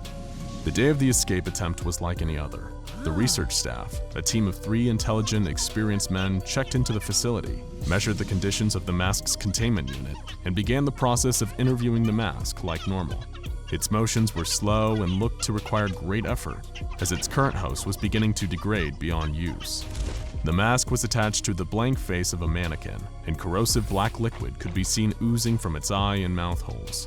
This liquid is excreted by the mask at a near constant rate, and it's thought to be at least partially responsible for the accelerated decay of the host bodies. In spite of the entity's unsettling, nightmarish appearance, it was just another day's work for the men assigned to monitor SCP-035, and so they carried on with their daily routine. Everything was going according to plan until one of the men, Dr. Jones, began to behave erratically. He demanded that his fellow scientists leave him alone with the mask for a while and allow him to engage in a private conversation with it. It is unknown what exactly the two spoke about while the other two scientists were absent, as the security footage captured had no sound. However, several minutes into the conversation in the footage, Dr. Jones can be seen dissolving into a fit of tears, laying on the ground and shaking with sobs as the mask dispassionately watches. He then climbs onto his knees, begging the mask for something, before he embraces it. He holds the mannequin in his arms for 5 straight minutes, weeping again before they separate. After this disturbing emotional display, Dr. Jones brought the other scientists back into the room with him. What happened next is still uncertain, but there are a few things that we know for sure. The other scientists began to speak with the mask. In later interviews, the other scientists were bordering on incoherent babbling about various traumas from their lives. One repeatedly referred to a drunk driving accident where a dear friend was killed, and he was at fault. Another simply cried out for his mother again and again. Whatever the mask said to them, it was enough to completely destroy their mental health. After the two scientists had been emotionally devastated by the mask, Dr. Jones escalated the situation further. Dr. Jones removed the mask from the decaying mannequin body, and shocking everyone who had later reviewed the security footage, placed it onto his own face. Once the mask was in place, the security footage ends. At the command of the mask, which was now speaking through Dr. Jones, the other two men switched off all security camera monitoring SCP-035's containment facility. The mask, piloting the body of Dr. Jones like a horrible fleshy puppet, made its way through the facility, avoiding detection until it reached the exit doors, where it was finally stopped by a team of over a dozen security guards. Knowing the dangers of touching the mask, all Foundation employees involved in the recontainment of SCP-035 refused to remove it from Dr. Jones' face. Instead, he was placed in the lock room with the mask still on, left alone to be observed over the security cameras until his body had decomposed beyond use. His body paced back and forth in the cell for days, flesh rotting and dropping away only until sinew and bone remained. Only when the bones began to turn black and brittle, crumbling apart into dust, did the body finally stop moving. His family was notified, the mask was carefully removed from what was left of his body, and his remains were destroyed. The other two scientists involved in the SCP-035 escape attempt were terminated, and their files destroyed. After this incident, a few more failed escape attempts, and the acknowledgement of the devastation that could have been caused if the mask had made its way out into the general population, SCP-035 lost its host privileges altogether. Several research staff protested this decision, insisting that there was more to be learned from speaking with the entity, and citing valuable information that it had given about other SCPs. However, the risk was determined to considerably outweigh the potential reward, and the request to reinstate 035's host privileges were denied. Several staff members went so far as to erupt into violent outbursts on 035's behalf, attacking their supervisors who refused to provide the mask with a new host, clawing at them with animalistic rage. Any staff members that submitted a request to reinstate said privileges were considered a security threat and reassigned to a different SCP, or in some cases, terminated. Any staff member who had direct contact with SCP-035 was also terminated, in order to avoid the risk of any more staff-aided escape attempts. The mask is now kept in a hermetically sealed glass case, and there is a psychologist on call to provide assistance to anyone guarding it, in case of adverse effects on their mental health from the mask's presence. Personnel that work around the mask, even in its current dormant state, experience frequent violent outbursts and a higher rate of suicide. Even without a host, the mask's corrosive effects have spread across its containment facility. The walls of the room have begun to secrete the same black liquid that emanates from the mask, which tests have revealed to be highly contaminated human blood that damages the structural integrity of the walls following prolonged contact. This blood has begun to form patterns on the walls, spelling out words and phrases in Italian, Latin, Greek, and Sanskrit, as well as depicting drawings of ritual sacrifice and mutilation. Staff members also report hearing unintelligible whispering and horrifying high-pitched laughter when in proximity to the mask. Further exposure to the mask results in migraines, hemorrhaging around the eyes, mouth, and nose, and an eventual psychotic break. Between the corrosive substance appearing on the walls and the physical and psychological damage to employees, SCP-035 is becoming increasingly difficult to contain, and there are debates among staff as to whether the entity can, in fact, be contained at all. As soon as possible, SCP-035 will be moved into a new containment facility, and its previous cell will be isolated from the rest of the Foundation's property and destroyed for the safety of all involved. We can only hope that the new containment procedures are more effective than the last ones, and that this mask never makes its way into the world again. If it does, who knows how many lives it will claim.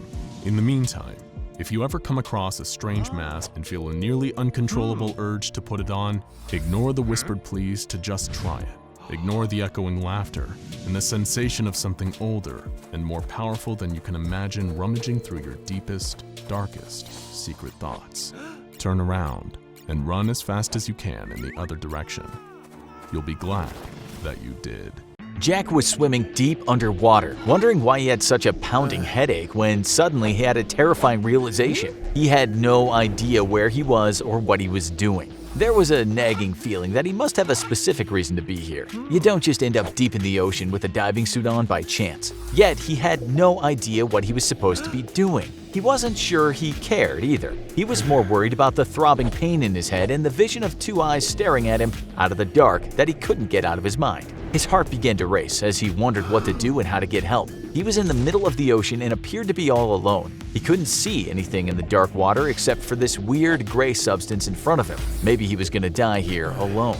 Without knowing if anyone could even hear him, he began to speak aloud about how he was consumed by sickness and that darkness was all around him. This is the story of one of the most powerful and dangerous anomalies yet discovered, SCP-3000. Before Jack's descent into despair, the SCP Foundation had mandated an exploratory expedition off the coast of Bangladesh. After receiving a few strange reports from locals and fishermen, the Foundation suspected an SCP was lurking in the water and positioned a few personnel to investigate. The crew expected danger, or maybe even death. But what they got instead was far stranger and more ominous. All of the men had been verified to be in sound mental states when the mission set out, but a few of them reported feeling strange and uneasy as the submarine descended into the ocean. Before long, a veteran agent named Dr. Williams began to panic in a way that was completely out of character. He started sweating profusely, shaking, and wouldn't listen to a word of comfort or reason that anybody tried to offer. It might seem like a relatively normal reaction for anyone descending into the depths of the ocean to meet with a monster that they don't know anything about, but Dr. Williams was a seasoned professional who had been on hundreds of such missions before. There was no logical reason for him to act like this. Although the reaction of Dr. Williams was the most extreme, he wasn't the only one who started to feel strange. Multiple agents developed a creeping feeling of unease that swept over them. One of the calmer men tried to reason with Dr. Williams, asking him what was wrong and if he could explain exactly how he was feeling. That's when things got even stranger. Not only was the doctor extremely anxious, but he now seemed incapable of giving a real response to any questions thrown at him. He could only mutter that he was missing something, but he wasn't sure what. Knowing that many SCPs can bend reality and the human mind, many of the personnel began to have second thoughts about the mission and even asked for permission to call off the mission, but they were mandated to continue, so they went on. As the team went deeper and deeper into the ocean, things only got worse. Even the previously calm crew members became spooked and antsy, while the ones who were already anxious were now sweating and jittering. As for Dr. Williams, he was now pacing back and forth around the submarine, saying things nobody could understand. Every time he looked at his colleagues and his close friends, he seemed to stare straight through them and would call them by the wrong names. It was as if his mind had moved to a different dimension. Whenever someone asked him to perform his normal duties, he looked more confused than ever. Still, the team went deeper. Dr. Williams began to whimper and say the word no repeatedly, growing louder and louder until he was screaming, and the others were forced to sedate him. Just then, something came into view. It was what would come to be known as SCP-3000. The thing was huge, so huge that its whole body couldn't be seen out of the submarine window. It was a horrible eel-looking creature with a head as big as a town and haunting eyes that lit up the black ocean around it. But perhaps the strangest part was this giant eel seemed to be producing a weird gray liquid. Even the sedative wasn't enough to keep Dr. Williams calm anymore. There was a strange blank look in his eyes as if the light and life had left him, and he just began screaming no repeatedly again and wouldn't respond to any attempts to calm him down. Not that anyone else was very capable of calming him down at this point. Even the crew members that had been holding up well were starting to act strangely, and nobody could get the image of these ominous eyes out of their heads. Then things went from bad to worse. Williams began screaming and shouting madly as if he was being tortured by an unseen force. The men tried to restrain him, but it was no use. He began smashing his head against the submarine window until it cracked, putting the whole mission and everyone's life at risk. He fell to the ground injured, chanting that there was nothing, whatever that meant. It was an emergency scenario. They began applying first aid to Williams as the submarine ascended to the surface as quickly as possible before the pressure of the ocean caused the cracked window to explode. By the time they reached the surface, Williams was dead. But there was something even more chilling than the circumstances of his death. Every single man who had been in that submarine experienced the same thing on the days that came afterward. The image of the eel-like creature's eyes seemed burned in their minds permanently. It would haunt their waking hours for the rest of their lives, and sleep was no escape either, as they would appear in both their dreams and nightmares alike forever. A second mission had to be sent to gather more information about the strange beast. Already, there were many theories and question marks surrounding SCP-3000. How big was it really? Was it sentient? What was the liquid for? None of the men who had been on the previous mission were willing to return to the waters, but a new group of brave recruits volunteered. They were about to find out what so many in history have learned the hard way, that bravery and foolishness are often mistaken for the same thing. This time, the mission would not be in a submarine, but in dive suits, in order to observe the anomaly in even closer detail, and to eliminate the chance of one team member self-sabotaging the submarine, killing them all. They were transported to the location by boat, and the three men splashed into the ocean. They descended, and at first everything was going well. In case anything went wrong, the three of them were tethered together for extra security. But the deeper into the ocean they swam and the closer they got to SCP-3000's location they got, the stranger things became, just like on the last mission. First, there were a few minor cases of confusion. One of the team, Jack, thought it was his responsibility to lead the navigation, but another, Roberto, also thought it was his job. In fact, navigation was actually the job of a third team member, Amir, but he seemed to have forgotten. Everyone was getting confused. The team listening in on the conversations at the Foundation headquarters grew increasingly concerned about what they could hear. Was everyone losing their minds? Hopefully, nobody was about to pull another Dr. Williams on them. Still, the project leads couldn't afford to tell the men to come back to the surface. The Foundation badly needed any information they could get on this SCP, whatever the cost, so they told the men to press on. Things only got worse. Roberto was asking to speak to a colleague who passed away 2 years ago, while the others began to mutter indistinguishable phrases about eyes and darkness, not too dissimilar to the ramblings of Dr. Williams. It increasingly began to look like a suicide mission. Then, there was silence. What was going on? Each of the men had completely lost it, to the point that they cut the tether that was holding them together. All alone, Jack couldn't remember where he was or why he was here. He desperately looked around to try and gauge his surroundings, but he could only see darkness. All he could think about was a pair of large eyes and an overwhelming fear of despair and anxiety, and this weird gray fluid that was now floating in front of him. The Foundation listened as Jack started reciting a creepy speech about being on the edge of nothing, inches from oblivion, with a sickness in his mind and nothing but a pair of eyes in front of him. They listened in horror as they heard movement through the radio. It sounded like a huge creature was swimming toward the men. It had to be SCP-3000, but all three men were too confused to do anything about the situation or to even see what was in front of them, claiming they couldn't see anything in the darkness. There was silence for half a minute, with the team listening in, fearing the worst. Then they heard some more unintelligible mutterings. The men must be alive, but what on earth was going on? Then the gibberish started again. Two of the men were screaming that Jack had just been swallowed whole and that they were being sucked in too. Why couldn't they just swim away? It was chaos. But then a few moments later, Roberto spoke into the radio, saying he was floating alone in the middle of the ocean and had now moved away from the eyes of SCP-3000. He finally seemed capable of forming coherent thoughts and speech. After what had just happened, Roberto now had a theory. He thought that somehow it was impossible to think straight around SCP-3000. When he'd been close enough to see the eyes, Roberto had felt a throbbing pain in his brain and been unable to think about anything. Perhaps it was something to do with that mysterious gray liquid. Even more slime was coming out of SCP-3000 now, and Roberto was determined to get a sample despite the warnings from HQ. In one final burst of motivation, he swam close enough to take some of the gray liquid and put it in a special sample collection unit that was designed to float to the surface for collection later. He had acquired some very important data, but he seemed to have lost all hope of preserving his life. Roberto started telling the team over the radio that he was dying and that his heart rate was too high, but cautioned that that it would be too dangerous for anyone to try and rescue him. The personnel continued to try and communicate with Roberto to figure out what was going on, but his words had stopped making any sense until finally he went quiet. Minutes turned into hours, hours into days, and still there was no sign of Roberto or the rest of the divers. After 3 days, his radio, which had only been sending a steady stream of static, finally stopped working altogether and he was presumed dead. However, the sample Roberto had collected had survived and made it to the hands of the Foundation researchers. It turned out to be a viscous substance now known as Y909, a chemical compound and extremely strong anesthesia. Y909 causes head pain, paranoia, fear, panic, memory loss, and confusion,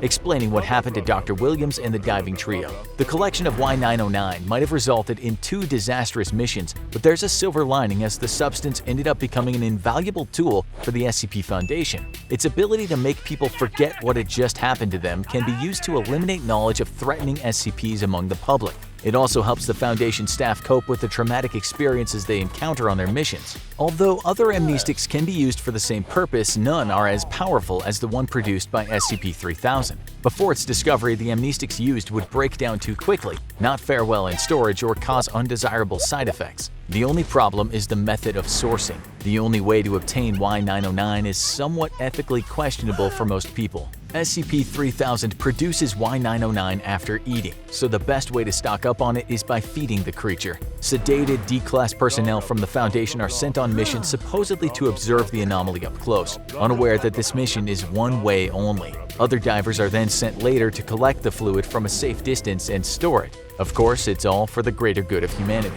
Now, the Foundation protects SCP-3000 as best as it can guard something hundreds of kilometers long. The area is carefully patrolled, and members of the public are not allowed to enter the part of the bay where it resides. Anybody who accidentally comes into contact is contained. Eventually, another pair of Foundation doctors went down in a submarine to try and learn more about SCP-3000. One became so affected by Y909 that he began hallucinating. He started talking about Anantashesha, the king of serpents in Hinduism. Anantashesha is believed to be all that will be left after the end of the world because it exists throughout all of time simultaneously. The doctor said he believed that this was in fact Anantashesha, that SCP-3000 simply shows us that eventually everyone dies and fades into the darkness of oblivion, right before he exited the submarine and swam right into his mouth. Luckily for now, SCP-3000 seems to be in a sort of hibernation state. It rarely moves and it doesn't hunt, although it will eat when fed. But no one knows when or if it'll wake, or what it's capable of if it does. Will it destroy the world, or simply drive us all insane? A month ago, Dr. Robert Maxwell was a senior researcher working at the facility, but a tragic mistake had cost the lives of several of his co-researchers. Now he was being led down a bleak hallway in Armed Biocontainment Area 14, a rifle-wielding guard flanking him on either side. The once rising researcher had a very different title now, D-8724. He had been made a D-Class personnel, a death sentence.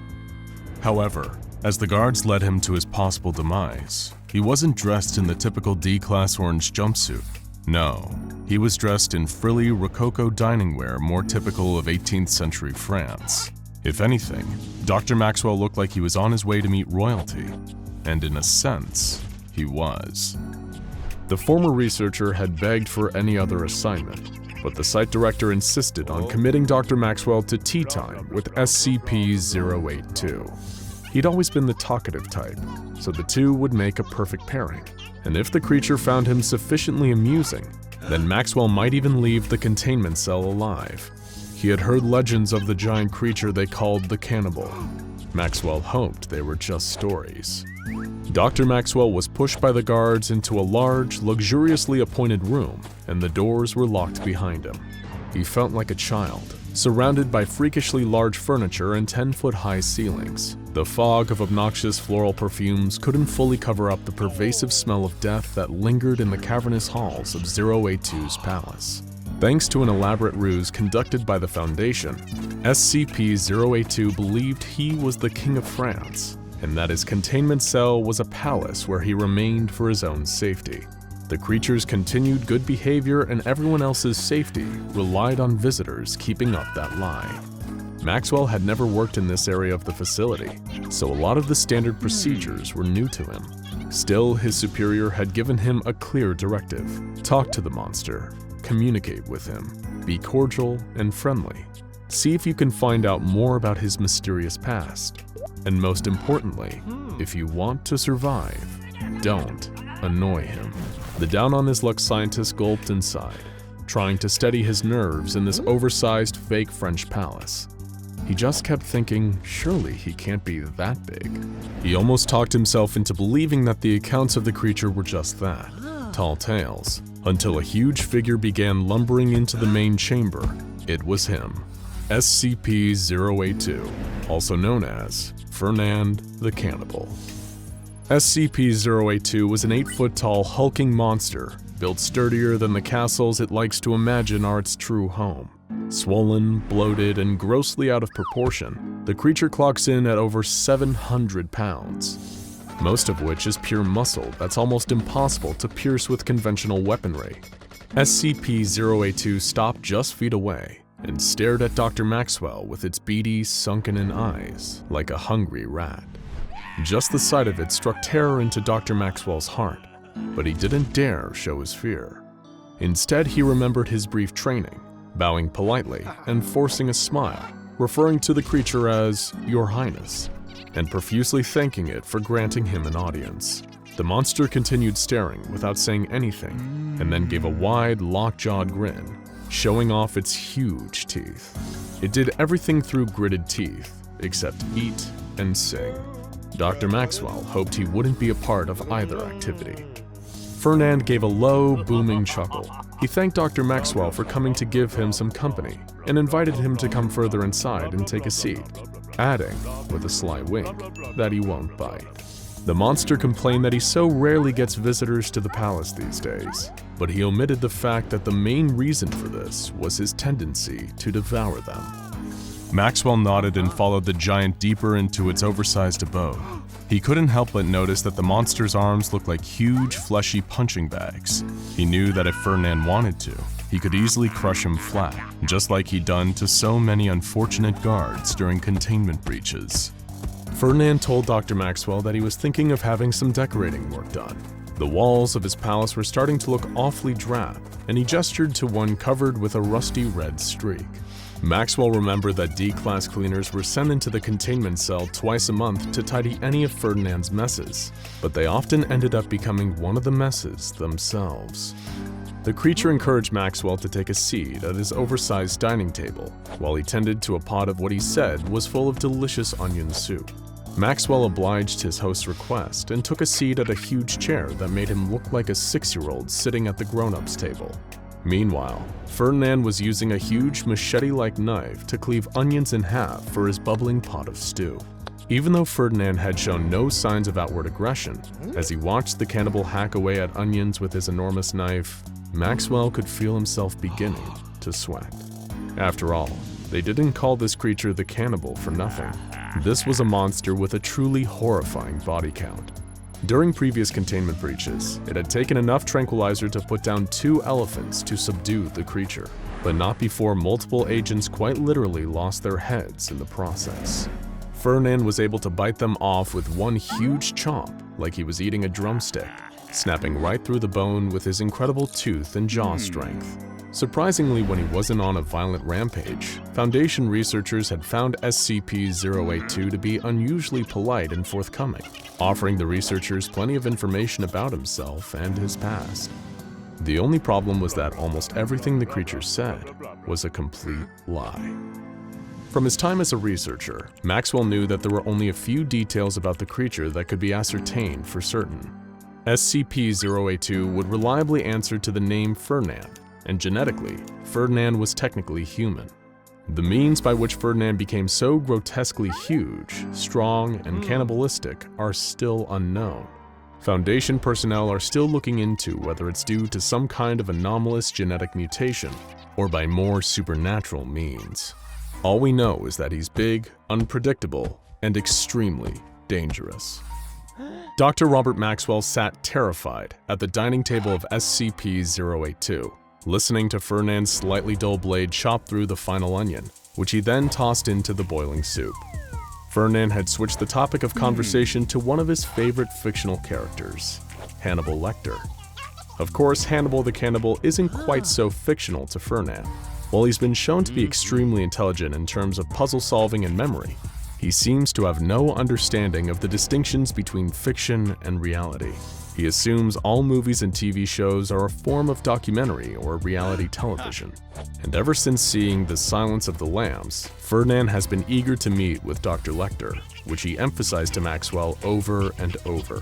Since trying to explain the concept of fiction to Fernand had never previously worked, Maxwell simply told him that Dr. Lecter is extremely busy at the moment, but will visit whenever he gets a chance. This seemed to satisfy Fernand, who placed 2 large bowls of steaming soup on the table before sitting down a little too close to Maxwell. He couldn't help but notice that the giant cannibal was now sitting within biting distance, and as a lowly D-class, nobody would be rushing in to save him if things went south. Fernand began ranting through his clenched teeth once more, occasionally stopping to consume a hefty spoonful of onion soup. Maxwell was sure to do the same, not wanting to seem anything less than polite. But soon the tenor of Fernand's rant began to shift. Typically the monster spoke French or heavily accented English. Now he was affecting the accent of a Victorian gentleman, peppering his speech with tally-ho and the game is afoot. Maxwell was confused at first, but quickly realized the game Fernand was playing. It's well known that Fernand is a pathological liar who likes to play numerous characters, changing his mannerisms and clothes accordingly. These personas have included a vampire, Big Bird, Andre the Giant, Foundation researcher Dr. Bright, the Incredible Hulk, Alexander the Great, Captain Hook, Dr. Frankenstein, and Frankenstein's monster. And, of course, in this case, the iconic fictional detective, Sherlock Holmes. Fearing for his life in this strange situation, Dr. Maxwell did the only thing he could: play along. As Fernand reeled off his Holmesian delusions, Maxwell began to play the role of Dr. John Watson, asking follow-up questions and complimenting Fernand's impeccable deductive reasoning. And it seemed to be working. Fernand played along too, acting as though the two of them really were Arthur Conan Doyle's crime-fighting duo. Towards the end of their game, Dr. Maxwell was even starting to enjoy it, amazed that his quick thinking was actually keeping him safe. But just then, the cannibal froze, as if in a trance. He locked eyes with Dr. Maxwell, like a mad dog that you can't tell if it's going to bite you or not. He saw the creature's gargantuan teeth separating, its huge jaws stretching open. This could surely only mean one thing. Dr. Maxwell winced and prepared for death, cursing that all of his quick thinking had amounted to nothing. Fernand leaned towards him, his gaping maw with its hot onion-scented breath just inches away from Maxwell. And then, he began to sing. The cannibal broke into a raucous Victorian pub song, happy and jovial. In his moment of terror, Dr. Maxwell had forgotten that this was the other reason SCP-082 opens his nightmarish jaws. Relief washed over him, as he knew he was safe, at least for the moment. Not long after, Foundation guards arrived and escorted him from the cell, leaving the delusional giant to his own devices back in the so-called palace. The former researcher had done it. He had bested Fernand the Cannibal, and hopefully it would be the last time he'd ever be face to face with that deranged giant. Unfortunately for Dr. Robert Maxwell, in a performance review later that week, one of his superiors remarked that Fernand enjoyed his company and he had done a great job. Such a good job, in fact, that Fernand insisted he have Dr. Maxwell for dinner, or any other meal for that matter, sometime very soon. This is impossible! The SCP site director wasn't normally a calm or cheerful man, but the researcher had rarely seen him as angry as he was right now. His face turned a deep beet red as he scanned the documents on his desk before he asked how months of valuable research on this subject had suddenly gone blank. The data was completely gone. The researcher gulped nervously, hoping a demotion wasn't in his future, and nodded. How could this be possible? This was an experienced researcher who should have been taking all of the necessary precautions. Could the being they were studying somehow have erased all these documents himself? That's just what the researcher had been trying to find out for months. with hours and hours spent trying to learn the extent of its abilities. Well, where are they? The site director asked. I want everything you have. The researcher dropped a printout of their research on the mysterious subject's abilities on the director's desk. Every relevant line read, "Data lost." The director let out a deep sigh. He wanted to hear everything the researcher knew. Well, everything he could remember, at least, from the beginning. The researcher sat down and began to relay everything he could about SCP-343, which some of the other researchers had started to refer to by the nickname God. SCP-343 was first sighted in Prague, just an unassuming older man wandering the streets. He seemed completely normal to everyone who passed him by, until he decided he was tired of staying on the ground. An SCP agent stationed in the area noticed the old man disappear from the streets, as if he was blinking out of existence, only to appear on a rooftop nearby. The local SCP teams were marshaled, and they had soon tracked down what seemed to be a very powerful specimen. But SCP-343 didn't seem concerned. He reacted calmly when detained by the Foundation and went with them willingly. He was detained in a standard holding cell for interrogation and examination, but he seemed completely at ease with his sudden confinement. It would soon become clear that this ordinary old man was anything but. Doctors Beck and Nidlovu was brought in to consult on the SCP's classification, and that's when the first anomalies began. Their assessments matched initially, but when it came time to describe him physically, things took a strange turn. Older male, seemingly nondescript and with no unusual physical features. Caucasian in appearance. Dr. Nidlovu was confused by what Dr. Beck was describing in his report. This man was clearly black. The two doctors quarreled, unable to square their differing perceptions. They decided to bring in a third impartial view to settle it, their fellow researcher Dr. Wan. She didn't take long before coming back with her assessment. Older male, seemingly nondescript and with no unusual physical features, Asian in appearance, possibly Chinese. Whatever SCP-343 was, he seemed to be perceived by each staff member as close in appearance to their own race. But that was only the start of the anomalies surrounding the old man in the holding cell. Dr. Beck started making regular visits to the mysterious man, and in their first interview, he asked the old man who he was and how he came by his abilities. The old man had a simple response. "I created the universe." Dr. Beck stifled a laugh and decided to indulge the old man's delusion. It was a fascinating claim, but could he prove it?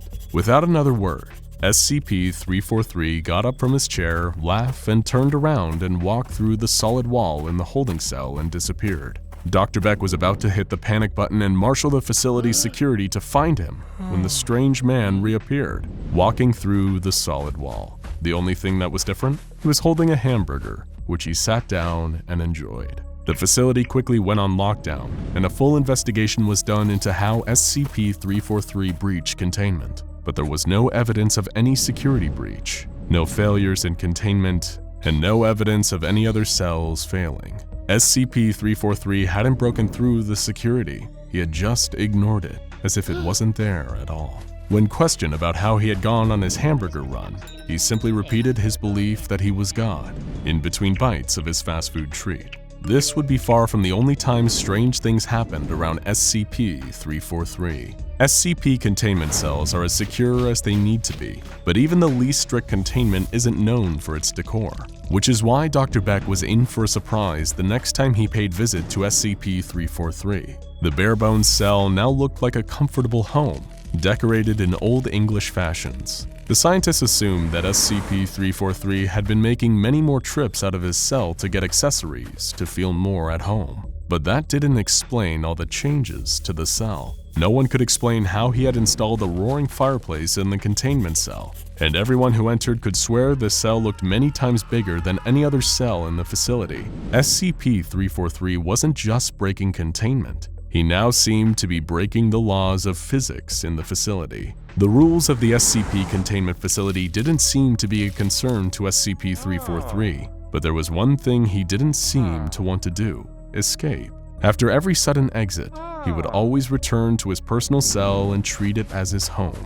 When interviewed by staff members, he was polite but vague, and everyone seemed to enjoy talking to him. It was decided to keep him on site, not attempt to increase his security, but restrict access and keep his room guarded at all times to ensure only researchers with level 3 access and above were allowed to meet with him. But God works in mysterious ways. Minimal Security Site-17 was one of the least restrictive SCP containment sites, hosting anomalies that could be safely contained and weren't likely to mount violent escapes. But as in every SCP facility, security was still taken seriously, and only those with proper clearance could interact with the subjects. So why did SCP-343 seem impossible to guard? While only level 3 clearance and above were allowed in, the guards assigned to protect the entrance all seemed to fall down on the job.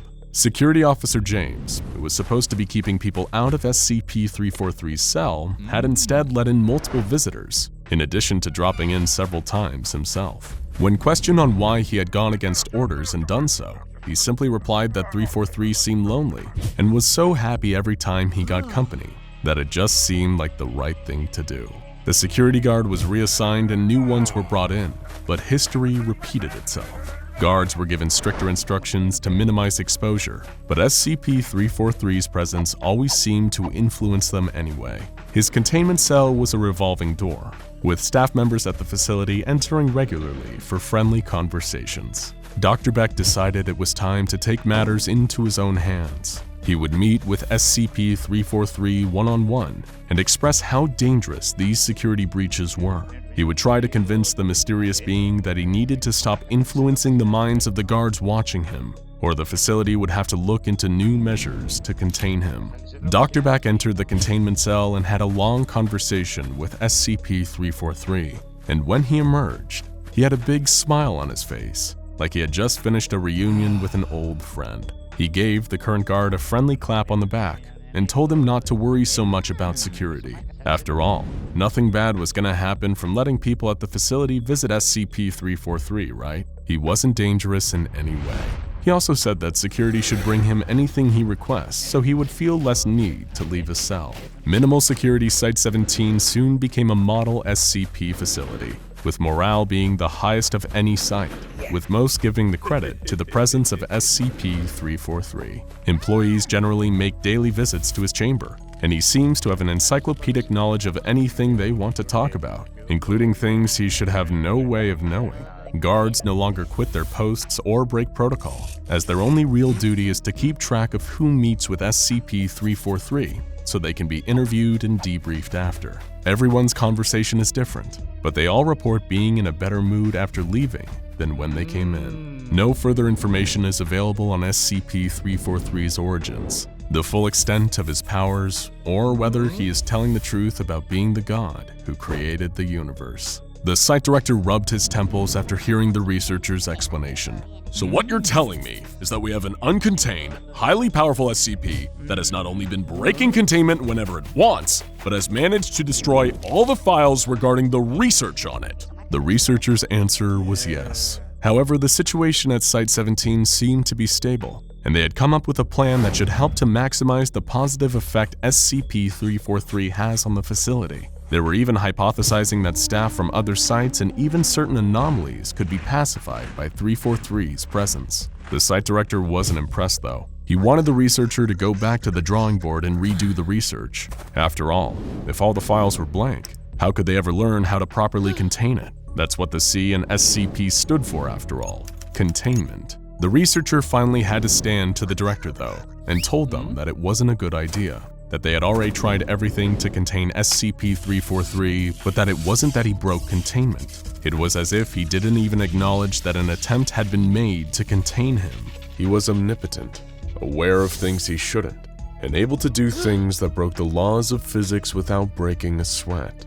There was no evidence that this was God, the creator of the universe as he claimed to be, but there also wasn't any evidence yet to conclusively prove he wasn't. The researcher's best guess was that this was a powerful reality bender whose abilities knew no limits, and that the only reason he was staying in the facility was because he wanted to, and doing anything to change that might cause him to change his benevolent ways. The director sighed. As much as he hated to admit it, his researcher was making good points. He wanted to meet SCP-343 personally, but did he need to know anything first? Well, sir, The researcher replied. He likes hamburgers, but beyond that, he'll take care of the rest. He's right there where we left him, in his home, waiting for his next guest. The fabric of our world is littered with strange doorways if you know where to look for them. Tears, portals, anomalies, all leading to places and planes beyond human imagining and understanding. And SCP-2317, otherwise known as a door to another world, certainly fits that description. Contained and kept at all times under the watch of armed guards, SCP-2317 appears to be a simple and unsuspecting wooden door in its frame. It hardly looks like it requires such extreme round-the-clock security, or needs a strange, secretive ritual that the Foundation performs, presumably to keep the door closed. But of course, sometimes the most interesting thing about a closed doorway isn't where it leads, it's what it keeps out. Even by the Foundation's already high standards, the requirements and regulations for personnel who are assigned to SCP-2317 seem oddly specific. Psychological testing is standard practice to work for the Foundation, but an additional hurdle that anyone has to clear before even getting to glimpse at this unassuming wooden door is having a score of at least 72 on the Milgram Obedience Examination. It is also mandatory that personnel assigned to maintaining it are both unmarried, with no children or next of kin, as well as an unwavering, unquestioning loyalty to the Foundation, pure devotion to its code and objectives. These may seem like strange requirements. After all, SCP-2317 is just a door, isn't it? Perhaps there's a reason that the Foundation keeps so much of the information about SCP-2317 buried deep under layers upon layers of security, with only the Overseer Council privy to the full details of its strange nature. Knowledge, as they say, is power. But maybe knowing too much about whatever is behind that door can prove deadly. Still, if SCP-2317 is a door to another world, an alternate dimension, or parallel reality, it must be safe enough to visit. After all, the Foundation has been sending personnel in there on a regular basis. Daily, in fact. According to the O5 Council, this is done as part of a procedure to maintain active containment of something lurking beyond that old wooden doorframe. But what could possibly warrant such constant maintenance and surveillance? In accordance with the Foundation's guidelines, all staff are required to rotate out of observing SCP-2317 after every 2 months, and spend the following 3rd month in full psychological counseling, before they are permitted to return to the containment unit housing the door to another world. It was after one of these month-long periods of evaluation that a Foundation guard was informed that his security clearance has been raised to level 3, and that he'd been selected for the duty of carrying out 220 Calabasas. He knew the name instantly. This was the title given to the daily containment procedure that absolutely had to be carried out. The guard didn't question these orders. After all, he'd been selected precisely because of his loyalty to the Foundation. He did make one request to his commanding officer, however. He wanted to know what had happened to the last guard that had performed the procedure. Didn't make it out of psychological evaluation, the officer replied. Not letting this affect his dedication, the guard was told to prepare for Procedure 220 Calabasas. Along with a fellow member of Foundation security personnel, the guard was instructed to gather everything on a strange list. The first was a pre-selected member of Class D personnel, specifically a convicted murderer. Class D refers to disposable class personnel, expendable individuals recruited by the Foundation for the sole purpose of testing SCPs. Class Ds were usually prison inmates repurposed for SCP testing, and the one chosen for 220 Calabasas was no exception, serving multiple life sentences for murders, or at least that's what the guard had been told. A Foundation personnel member instructed him to refer to the Class Ds solely as the assistant from that point on. Next, the guard collected a live chicken, an obsidian-edged knife, a silver aspergillum and aspersorium, to be filled with 500 cc's of holy water that have been blessed by a priest of the Abrahamic faith, and finally, a 1 kiloton nuclear device, which according to instructions was only to be detonated in the unlikely event of a catastrophic containment failure, in other words, the last resort.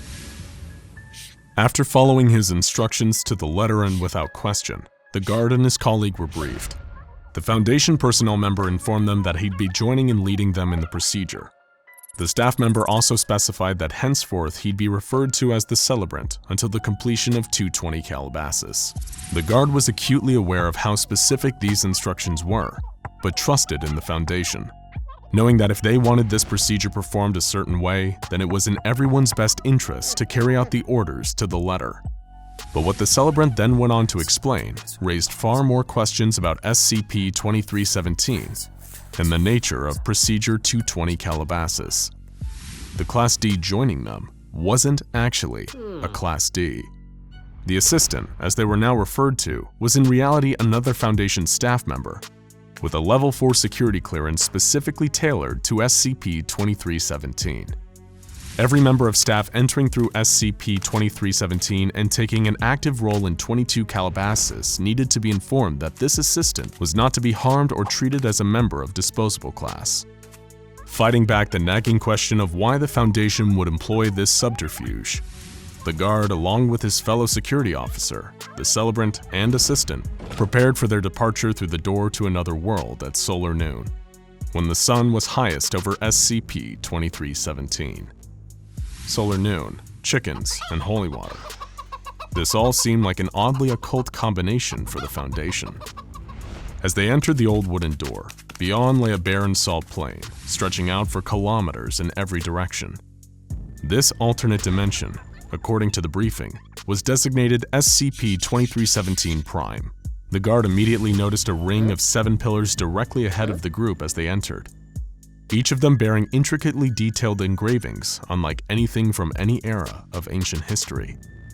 Procedure 220 Calabasas was carried out quickly but carefully, the guard watching as the celebrant and assistant were careful not to miss a step. First, the celebrant scattered holy water into the center of the pillars with the aspergillum and aspersorium, looking down at his feet and keeping a steady pace as he stepped counterclockwise around them.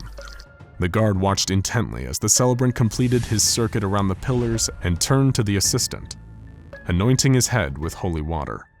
7 seals, 7 rings, 7 thrones for the Scarlet King, he said aloud. The assistant, with the obsidian blade in his hand, took the chicken and dispatched it in sacrifice, letting its blood mix with the holy water. He then repeated the celebrant's circuit in the opposite direction before stepping into the center of the stone pillars. Blood for the old gods, water for the new king, the assistant recited, pouring the remaining mix of blood and holy water over a patch of salt in the middle of the 7 pillars. Even though he knew it wasn't his place to question the Foundation, as the 220 Calabasas procedure took place, the guard couldn't help but wonder what all this was for. It seems so ritualistic, like something deeply religious or even magical. He never bought into all that occult mumbo-jumbo, even while working for the Foundation. But he had learned not to question anything, even the strangest and most inexplicable of sights.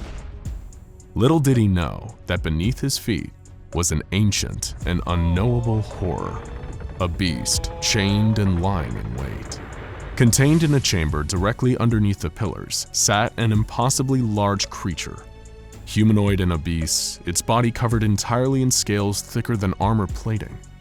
Branch-like horns protruded from its jawless head, pointing up to chains that hung from the 7 pillars above, each one hooked into the entity's back.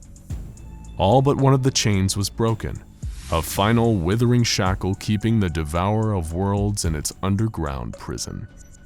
Ever since 1894 BCE, when Erexian mystics imprisoned it, the Devourer has been waiting patiently for its inevitable freedom.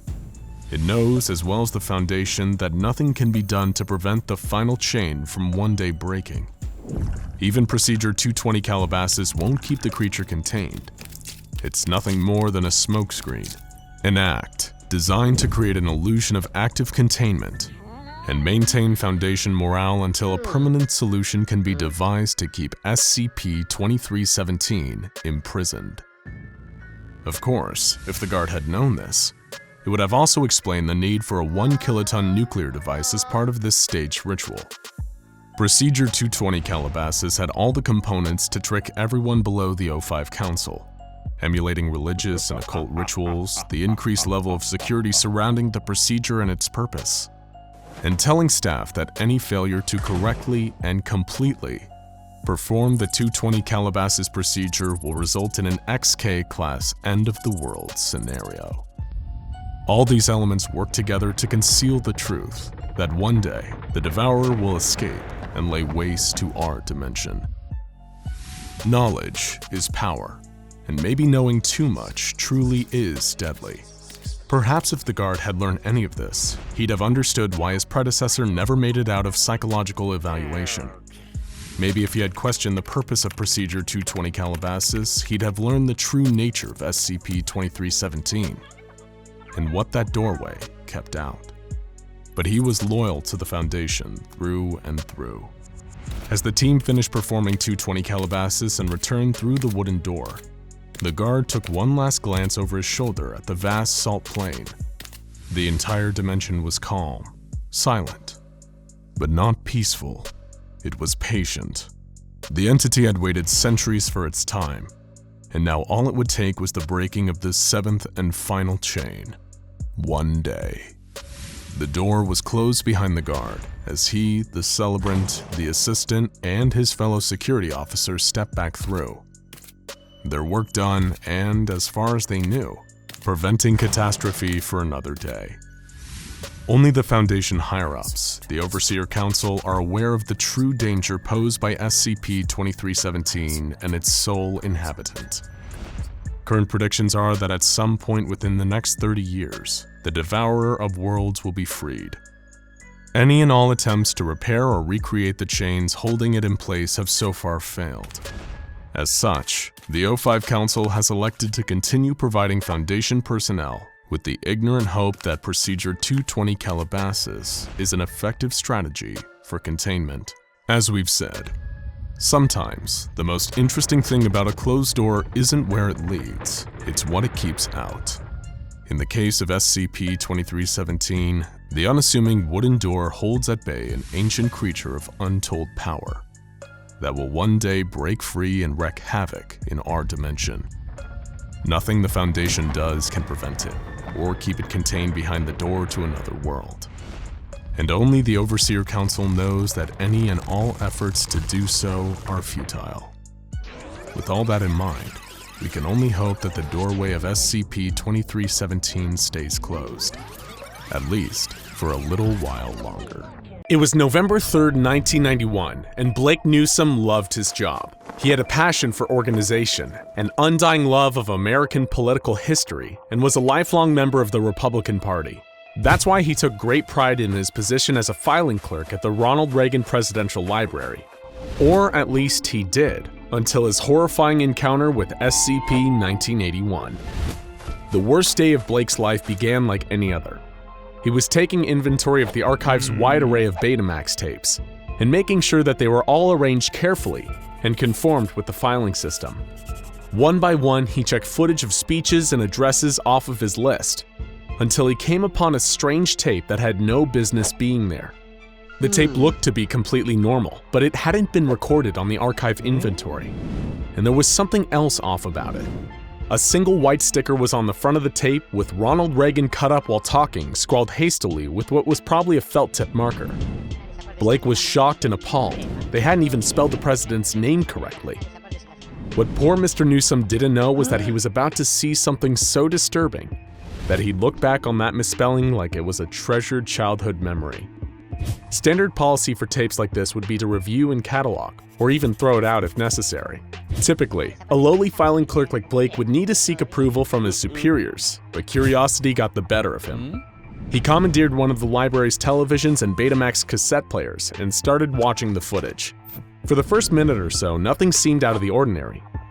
Just the president standing at the podium giving his iconic Evil Empire speech to the National Association of Evangelicals at Sheraton Twin Towers Hotel, Orlando, Florida, on March 8, 1983. However, the second the tape hit the 1 minute and 10 seconds mark, something unnatural began to occur. President Reagan's speech began to veer off as the topic of conversation shifted from the importance of family values to the exquisite taste of human flesh. Blake was taken aback. Surely he was hearing things. But the tape only got worse. President Reagan began to divulge the fact that he enjoyed the taste of young flesh the best, particularly that of infants. As Reagan began to go into detail about how exactly one should best cook an infant if you want to seal in the flavor, the crowd erupted into modest applause. Blake started to feel sick. He'd remembered watching this speech, and President Reagan had said nothing of the sort. Things only got weirder as the president's cheek suddenly opened up into a long bleeding gash, as though someone had cut into his face with an invisible knife. As the speech continued, and Reagan's words became more nonsensical and incoherent, the injuries got worse too. His face developed puncture wounds like he was being stabbed. Skin in some areas rotted and peeled off. Reagan showed no awareness of the horrifying injuries that seemed to be occurring spontaneously on his body. This was a living nightmare. The tape came to a merciful end 22 minutes in, after President Reagan's throat appeared to be slashed open and his insane speech was reduced to quiet gurgles. It fizzled out into static shortly after, and Blake politely retired to the bathroom to throw up. Was this some sick prank or tampering or camera trickery, perhaps? He didn't know, but the tape was disgusting, and whoever was responsible had to be punished. Newsom contacted the police, hoping obscenity charges could be pressed against the creator of the tape once they were found. The tape was taken into evidence, and a low-level police investigation into the possible culprits began. While the police officers who viewed the tape reported nightmares in the weeks following, the creator of the tape was never found. The investigation truly came to an end when a superior closed the case and the tape disappeared from the evidence locker. This, as you probably could have guessed, was the work of a field agent from the SCP Foundation, and knee sticks were then used to erase the memories of everyone unlucky enough to witness the tape, including Blake Newsom, who could finally rest easy and return to his filing work. The anomalous tape was now in responsible hands.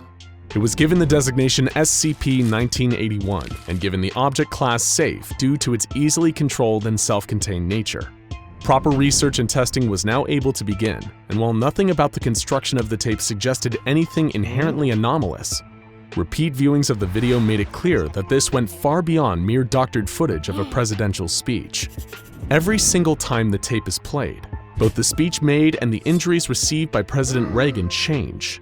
The few rules the tape seemed to always follow are that Reagan never reacts to the injuries he's receiving. It always has the same beginning and total runtime, and the speech is always corrupted. The speeches have been described as mostly incoherent, lacking any sort of underlying thematic structure, and largely being composed of nonsensical anecdotes and parables. So not that dissimilar from a regular Reagan speech, but the topics always turn incredibly dark and have included torture, mutilation, death, cannibalism, ritual sacrifice, genocide, and more. The range of injuries shown on President Reagan in the videos have included, but are by no means limited to, impalement, mutilation, and some tortures so gruesome that the details have been redacted from official files. On several occasions, the details of President Reagan's speech have also eerily predicted the future. These include successfully predicting the September 11th attacks in 2001 and the outcome of the 2008 Russian presidential election. Incidentally, this isn't even the only Reagan-related SCP to predict the future. No, there's another entity in this incredibly specific niche, SCP-095, a highly degraded copy of a comic known as The Atomic Adventures of Ronnie Reagan. The title character bears a striking resemblance to President Reagan, despite the fact that the comic is confirmed by Foundation tests to have been written in the early 1930s. The comic is set in the far-off future world of the 1980s and follows a number of Ronnie's exploits in 3 stories. The first, titled Ronnie vs. Space Admiral Carter, seems to perfectly describe the events of the 1980 presidential election. The second, Space Assassin, mirrors the attempted assassination of President Reagan by John Hinckley Jr. And the third, titled Jungle Planet, retells the Iran-Contra controversies of 1986. These comics were produced under the mysterious and apparently non-existent company Future Funnies. The Foundation hopes to track down the other comics from this company whenever possible, but they've had no luck on that front. For now, there's only SCP-095. During initial testing, Foundation staff watched the tape frequently in case this strange, corrupted version of President Reagan had any other valuable predictions for the future. However, during one of these screenings, one of the D-Class observation personnel pointed and yelled at the screen in horror. Upon further examination of recorded footage, researchers could see exactly what had concerned the D-class observers so much. While in other viewings of the tape, President Reagan's press detail had appeared totally normal, in this one something was clearly amiss. Standing among the other dull, suit-wearing political aides was a tall figure dressed in a midnight black cloak with a large conical hood obscuring his face. The figure didn't appear to move in the footage, it just stood there, menacingly. A later survey indicated that this figure would appear in roughly 1 in 7 viewings of the tape. This cloaked figure was designated SCP-1981-1, and he became part of the reoccurring imagery in the nightmares that often followed a viewing of SCP-1981. Naturally, despite containment and preservation attempts, the Foundation was aware that just like any normal tape, natural magnetic interference would eventually degrade it beyond use. Attempts to copy the footage onto another Betamax tape failed to reproduce the anomalous effects. That's why the Foundation has painstakingly recorded any video and audio they could via a standard commercial camcorder. In one particularly terrifying playback, SCP-1981-1 took the president's place at the podium, staring directly into the camera. The words "I see you" appeared over a black screen shortly after. Staff members were ordered never to make an attempt at communicating with the figure, and instead contact a Level 4 superior if such an event occurs during a playback again. The frightening and unfortunate effects of SCP-1981 would come to their logical conclusion under the watchful eye of Dr. James Kyle Robinson, Managing Archivist of Inert Safe Class Objects and Anomalous Items at Site-73. He was contacted by Special Agent Arnold Rodriguez and Special Agent Ethan Tate, members of the Secret Service with a duty to protect President Reagan. Word had gotten to Reagan that there was an anomalous artifact in the possession of the Foundation that directly pertained to him, and he wanted to see it. Dr. Robinson obtained files and transcripts pertaining to SCP-1981 and handed them over to the agents, but refused to allow President Reagan to see the tape directly without approval from O5 Command. But Reagan and the agents were persistent.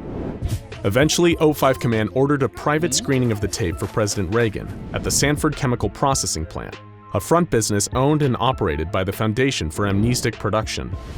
Dr. Robinson offered President Reagan the use of amnestics after the session completed, but Reagan declined. The screening took place in Conference Room B, and the tape was replayed 3 times. It was on the 3rd playback that things took an interesting turn.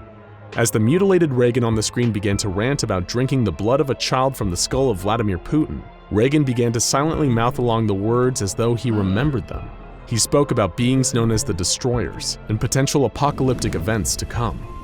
After the screening, Reagan once again refused the offer of amnestics and departed. It seemed as though all was well, until a violent break-in at the Sanford Chemical Processing Plant that left a night guard dead. A large number of amnestics had been stolen during the break-in, and security footage showed that Agent Tate and Rodriguez had been responsible. The 2 agents were tracked down and traced to the residence of Ronald Reagan, where the Foundation came upon a disturbing sight. The agents had pillaged large quantities of Class A and B amnestics and supplied them to President Reagan, who, at some point after observing SCP-1981, had been driven into a dangerous madness. The 2 agents wanted to cure him before he caused harm to himself or others, but their bungling had come with severe consequences. Misapplying such a high quantity of amnestics had essentially destroyed Reagan's mind, and while the Foundation was able to stabilize his condition, his impaired memory and cognitive function would leave him unable to care for himself independently.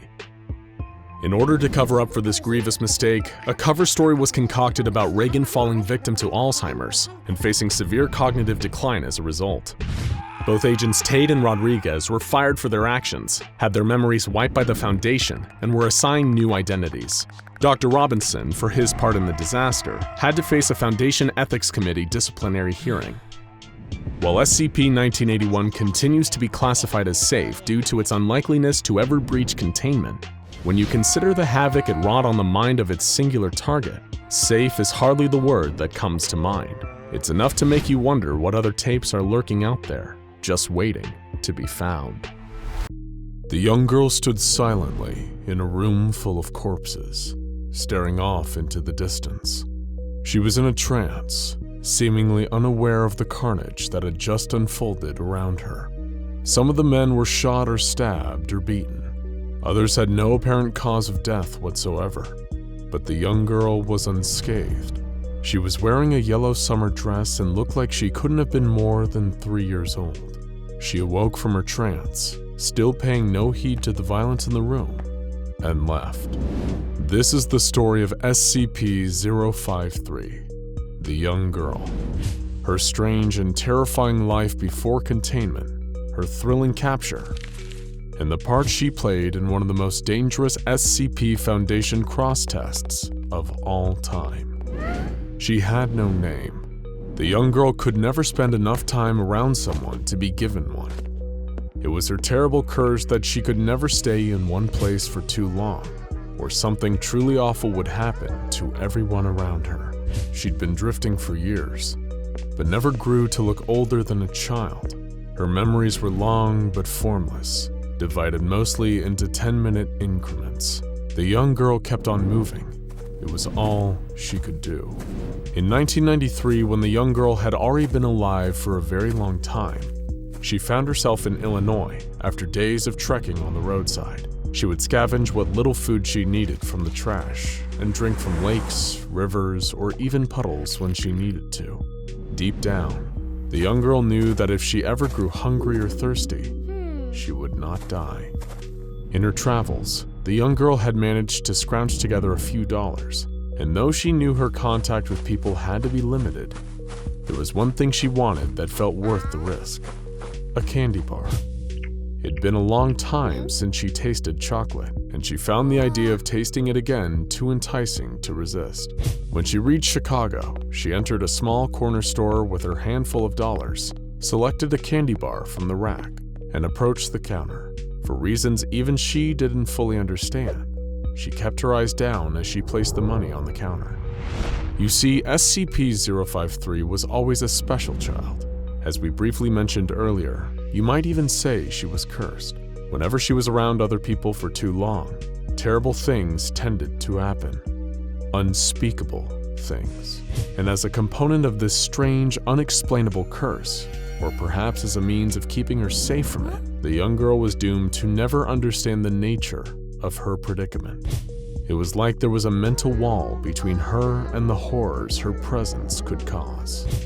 All she knew was that it was best to avoid eye contact, stay away from large groups of people at all costs, and never spend any longer than 10 minutes around anyone, ever. That's why, as she waited for her chocolate bar at the cash register, she kept her head down and waited to go. The cashier looked upon this strange girl with apparent concern. It'd been a slow day, all in all. A few listless patrons milled around the store, window shopping. His brain was practically on autopilot until he saw this child. She looked filthy, in a disheveled dress, and was totally alone. What on earth had happened to this child? The more he looked at her, the more he sensed a creepy vibe exuding from her. Something about this girl was wrong. He spoke softly to her, introducing himself as Miles, and asking her where her mommy and daddy were. The young girl hesitated for just a few seconds too long for his liking, before simply saying that they were at home. Any parent who'd let their 3-year-old kid just wander around the south side of Chicago alone was either crazy, neglectful, or both. He asked her politely to remain in the store while he gave the police a quick call. He'd even let her have the candy bar for free while she waited. Immediately, the little girl became uncomfortable. She had already been in here for a few minutes now, and while Miles called the police, he expected her to wait around even longer. Again, she couldn't even tell you why she knew waiting around like this would be so dangerous, but she had a nagging, instinctual awareness that she needed to get out. Around the store, the few patrons still inside started to get a strange feeling, like someone was watching them. Soon, what seemed like mild paranoia was quickly becoming white-hot anger. Pure rage. They felt almost like they had to kill someone, but not just anyone. Someone particular. They had to kill the little girl. It wasn't long until the police arrived. 2 officers, Holiday and DeWitt, entered to collect the apparently neglected little girl. It was a story they'd sadly heard all too often, a tragically common occurrence in the big city. When the 2 of them approached the young girl, she was looking down at the ground. They tried to speak to her, but she was unresponsive. Miles looked on concerned, but deep down, he felt the same bizarre progression all the other storegoers were feeling. Confusion, irritability, and finally, violent rage. The corner store was a powder keg. All it needed now was a spark. And that spark came when Officer Holliday reached down and took the young girl by the arm. His bare skin touched hers, and it was all over. The cop twitched. His mind washed out in murderous insanity as he reached for his sidearm. Officer DeWitt opened his mouth to protest, but he didn't manage to get a syllable out before Holliday turned and shot him. In a fraction of a second, the quiet corner store exploded into a violent bloodbath as the patrons and cops slaughtered each other. All the while, the young girl just stood there in a trance. Everyone was dead within minutes, except Miles and the young girl. He shakily rose to his feet, his mind carved out by madness, and reached for Officer Holliday's discarded pistol. Outside of the store, the young girl appeared, walking out as if nothing had happened. Inside, Miles's body was sprawled over the counter, clutching his chest as if his heart had just exploded. This was the true nature of the young girl's curse. Anyone who meets her eye, touches her skin, or spends over 10 minutes around her is destined to slip into a state of murderous insanity. They'll go into a kill-crazy frenzy and attack anyone around them until all that is left is them and the young girl. At which point they'll try to kill her too, but the mere act of attempting to kill her is also fatal, killing its victims with a massive heart attack or a seizure. The second part of the girl's curse is that she herself can never die. She keeps coming back, unknowingly causing more misery and death along the way. Until, of course, a certain secret organization took notice. That night, the young girl sat in the cavernous interior of a local abandoned warehouse, quietly eating her hard-earned candy bar. Suddenly, she heard a quiet crack in the distance. She tried to move her left arm, but found it was numb. She could barely move it. The girl turned her head and saw a tranquilizer dart sticking out of her skin. Instinctively, she got up and began to run, limping as her left leg started to lose all feeling too. Suddenly, she was surrounded by footsteps as masked men in SWAT uniforms emerged out of the darkness on all sides. The last thing she remembered before slipping out of consciousness was a blindfold being pulled over her eyes and tiny metal handcuffs clasping over her wrists. When she woke up, she was in the nicest room she had slept in years. It was 16 feet by 16 feet, with toys, books, and games. Standing across the room from her was a stranger in a full hazmat suit, connected to a long steel cable leading out of the room. He spoke calmly and politely. A timer on his wrist counted down from 10 minutes. The stranger explained to the young girl that they would be taking care of her now, and would provide her with all the toys and games and treats she wanted, provided she cooperated and submitted willingly to some tests. Compared to living out on the streets with no food or comfort, this seemed like an excellent compromise. She would live in what seemed like luxury, and every so often, she'd be taken to a testing room with a stranger in an orange jumpsuit. After a few minutes of waiting, the stranger would inevitably go feral and attempt to kill her, and then always die in the process. The strangers in the hazmat suits told her that all of these tests were helping them learn extremely valuable things about her, and that soon they'd have a very special job for her. It would be a wonderful surprise. It was the spring of 1994 that the young girl, now officially designated SCP-343, finally received her special mission. Several strangers in full hazmat suits wielding rifles escorted her out of her usual bedroom. She asked where she was being taken and was told she was going to meet a new friend. She was taken to one of the recreational testing rooms and pushed inside. Out in front of her, she saw something terrifying. A giant reptilian creature. She retreated from it instinctually, hiding behind a chair in the containment area. The giant reptile didn't move. It just sat there. Eventually, she plucked up the courage to go and touch the creature before retreating again. No reaction. Little by little, the young girl gained confidence and continued to approach and pat the creature. It exhaled through its huge nostrils, and the young girl literally jumped for joy in her amusement. She began to play with the docile monster, hugging it, even drawing on it with a crayon. The observers were truly baffled. What the young girl didn't know was that she was playing with SCP-343, one of the most hateful and aggressive anomalies under the Foundation's watchful eye. And yet, in her presence, the creature was like an overgrown puppy dog.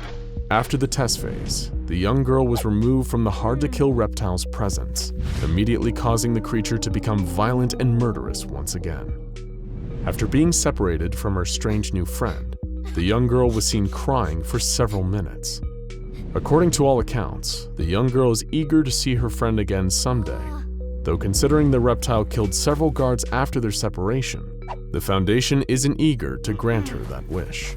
SCP-053 was classified as Euclid and continues to be held in containment, with her toys, books, and games rotated out on a regular basis.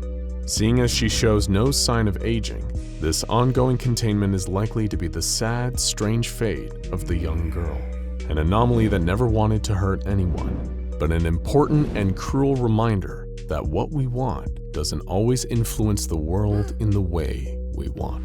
Joseph and Frank were two lifelong squatchers. No, that isn't an insult.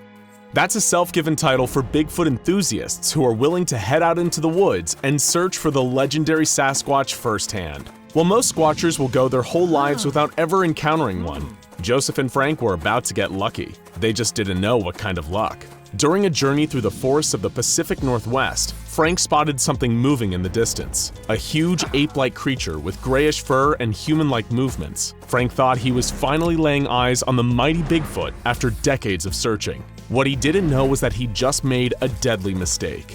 He had looked directly at SCP-1000, and there would be terrible consequences. Frank was excited. He just achieved the life goal of any squatcher. He tapped Joseph on the shoulder and directed him to look in the direction of the creature. Joseph followed Frank's direction and stared into the distance. When his eyes finally came into focus on the ape-like beast, he froze. His brain just short-circuited. 1 second he was about to encounter the holy grail of his hobby, and the next, he was literally brain dead. Joseph collapsed. In the distance, the ape-like creature disappeared back into the woods. Not that Frank even noticed. He was too busy trying to wake Joseph, but it was no use. Joseph was gone, and Frank had no idea why. The headlines read, "Bigfoot killed my friend." Most people either ignored it or laughed it off. Just a couple of cranks goofing off in a forest and one of them had dropped dead. Who cares? Well, one organization cared. The SCP Foundation. Mobile Task Force Zeta 1000. The Foundation's specialized SCP-1000 detail were alerted to the reports. They sprang into action, tracking down and detaining Frank for questioning. They process 1 million loony Bigfoot lovers every year and usually find nothing, but the death of Frank's friend made it all too clear. They hadn't encountered a Bigfoot, but a real, genuine example of SCP-1000. SCP-1000 rarely ranks among the scariest or most dangerous SCPs, but underestimating the creature is a terrible mistake, because just looking at it gives you a 2% chance of dropping dead on the spot. Frank, despite losing his friend, was one of the lucky ones. The Foundation debriefed him before administering amnestics and making sure that he'd never venture back into those mysterious forests in the Pacific Northwest region. Director Jones, the site director charged with the management of SCP-1000 populations, was given the information on this latest case of an SCP-1000 related fatality. It was a story he heard many times before. For Director Jones, they all seemed to bleed into one another. So what exactly is SCP-1000? And how did it leave poor Joseph dead in the woods? SCP-1000 is a whole species of large hominid ape-like creatures. They're largely nocturnal, but sightings of the creature during the day aren't unheard of. They're omnivorous, mostly seeming to consume plants and insects, and their fur is usually gray, brown, black, red, or occasionally white. The creatures have large eyes capable of impressive vision nestled underneath a pronounced Neanderthal-like brow. Another defining feature is the ridge of bone on the forehead, much like that of a gorilla, that is present in both sexes.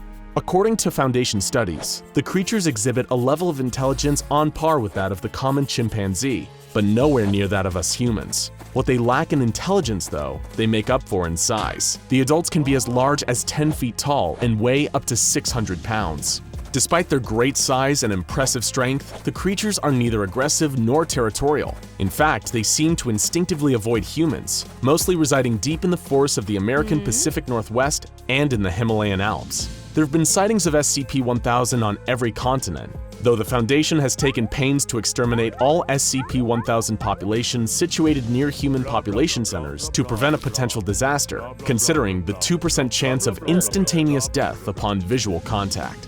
That brings us to our second question. What is it that makes these seemingly harmless creatures so dangerous? Sadly, for both these unfortunate creatures and us humans, the danger is beyond the control of SCP-1000. According to Foundation research, SCP-1000 likely evolved alongside us Homo sapiens until a tragedy occurred between 10 and 15,000 years ago. A mysterious extinction event eliminated the vast majority of their species, leaving only 1 to 5% alive in the aftermath. What happened? It's believed that around this time, SCP-1000 contracted what the Foundation refers to as an anomalous pseudo-disease. Meet SCP-1000-F1. A disease that is passed along at the genetic level and is so durable that it persists in the species to this day. The tiny fraction of the population that are immune to its effects manage to survive, but the majority who aren't immune die shortly after birth. This is why the overall population remains relatively low to this day. It's a disease that only appears to affect hominids, including humans, chimpanzees, bonobos, and non-immune instances of SCP-1000. Any hominid that lays eyes on a carrier of the disease has a 2% chance of experiencing immediate brain death. While a 2% chance of instant death may not seem all that threatening, at least when compared to some other nightmare-inducing SCPs, the truly scary part is that the percentage is cumulative. In other words, the longer one observes a carrier of SCP-1000-F1, the higher that percentage rises, the greater your chance of experiencing an abrupt death.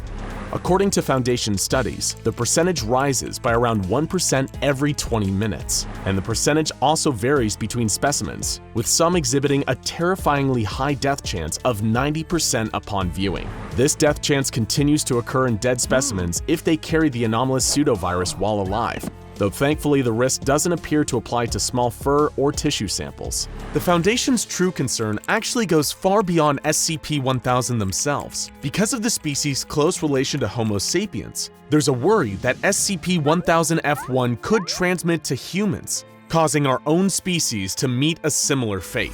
If humans did indeed become carriers of SCP-1000-F1, it's extremely likely that humanity would undergo an unprecedented extinction event, with billions across the globe dropping dead as brain death sets in en masse. While full extermination of the entire species has been deemed unlikely, this existential threat they pose to humanity more than justifies the occasional culling of SCP-1000 populations. That was a lot to take in, right? First, the creature we thought was Bigfoot was actually a new species of SCP out in the wild. And second, these creatures could end human life as we know it if they made it into a population center. But what you're about to hear next, a dark secret only available to people with Level 3 SCP Foundation clearance, is the most shocking SCP-1000 fact of all. Are you ready? The true secret of SCP-1000 is that what you've just heard is a lie. There is no anomalous pseudo-disease, and SCP-1000 poses no pathogenic threat to humanity whatsoever. Who would spread such a thing? The SCP Foundation, of course. Strictly speaking, the Foundation has disseminated 2 direct lies about the nature of SCP-1000. The first is that of the disease, which does not exist, nor has it ever existed. The second lie is about the creature's intelligence level. They're far smarter than the average chimp. In fact, they're every bit as intelligent as human beings. These were all lies formulated by Director Jones and the Foundation, as was the very existence of the Bigfoot myth. The Foundation has been spreading information that makes the very concept of the Sasquatch out to be a joke for decades, all to discredit and further push the very concept of SCP-1000 into the shadows. But why? The Foundation is no stranger to coming up with cover stories, but why would they put intentional lies into their own files to anyone below a Level 3 clearance? Well, that all comes down to the horrifying truth behind the origins of today's SCP-1000 population. The creatures were first brought to the attention of the Foundation by outcast members of the Serpent's Hand, an organization dedicated to defying the Foundation's activities. These members, known as the Children of the Sun, told them the secret history of SCP-1000. Well, at first, Foundation personnel like Director Jones didn't want to believe what they were hearing. They soon came to terms with the horrifying truth. Humans and SCP-1000 did evolve alongside each other, with humans occupying the day and SCP-1000 the night. However, while humans were still basic hunter-gatherers, SCP-1000 were undergoing vast intellectual and societal development. They were able to create tools, weapons, agriculture, stable settlements, domesticated animals, and eventually even fully developed cities. It was like nothing the world had ever seen, and wouldn't see for thousands of years to come. Their numbers swelled into the tens of billions as they created culture and technology hitherto unimagined, including weapons of devastating power. Meanwhile, humanity was pushed to the brink of destruction by their competitors' rapid and seemingly unstoppable growth. It looked as though the human species had lost the evolutionary arms race and would have to bow out. But according to the Children of the Sun, a trickster forest god smiled upon humanity and gave them the power to use SCP-1000's weapons and technology against them. 70% of SCP-1000's population were wiped out in a single horrific day, known to the Children of the Sun as the Day of the Flowers, as every flower supposedly bloomed that day during the massacre. Humanity destroyed the entire civilization, and with the same technology they stole from these unfortunate creatures, the vengeful humans drove the apes mad. Their higher consciousnesses were blocked out, reducing them back into the states of mere animals. Once the massacre was done and everything that was built had been destroyed, we, the human race, used the SCP-1000 weapons to wipe any memory of the atrocity from our own minds. The advanced civilization of SCP-1000 had been wiped from history. Humans returned to their plodding path of evolution, none the wiser. For thousands of years, all the way up until today, this time remained a mystery to us. So again, why did the Foundation lie to us? What did they have to gain by convincing us all that it was dangerous to even look at these creatures? Well, as the frequency of sightings and the attempts of communication increased, people like Director Jones became aware of a frightening possibility. What if the pendulum was swinging back? What if the apes were regaining their lost intelligence and, worse, still harbored feelings of revenge for what we did to their species thousands of years ago? Even the mere possibility that they could do to us what we once did to them is a chance that the Foundation simply cannot take, and thus, limiting contact between humans and SCP-1000 at all costs is an absolute must. However, in spite of the Foundation's fears, one intercepted message from the apes suggests that their paranoia may be misplaced. This message, translated from an attempt at communicating with Foundation personnel, reads simply as follows: "We forgive you. Given choice for now, not forever. Let us back in." It's enough to make you wonder what species the Foundation should really be keeping tabs on here. After all, when it comes to meting out violence and death, humanity has a track record to rival the worst creatures in the Foundation containment cells, and few examples illustrate that better than the tragic case of SCP-1000.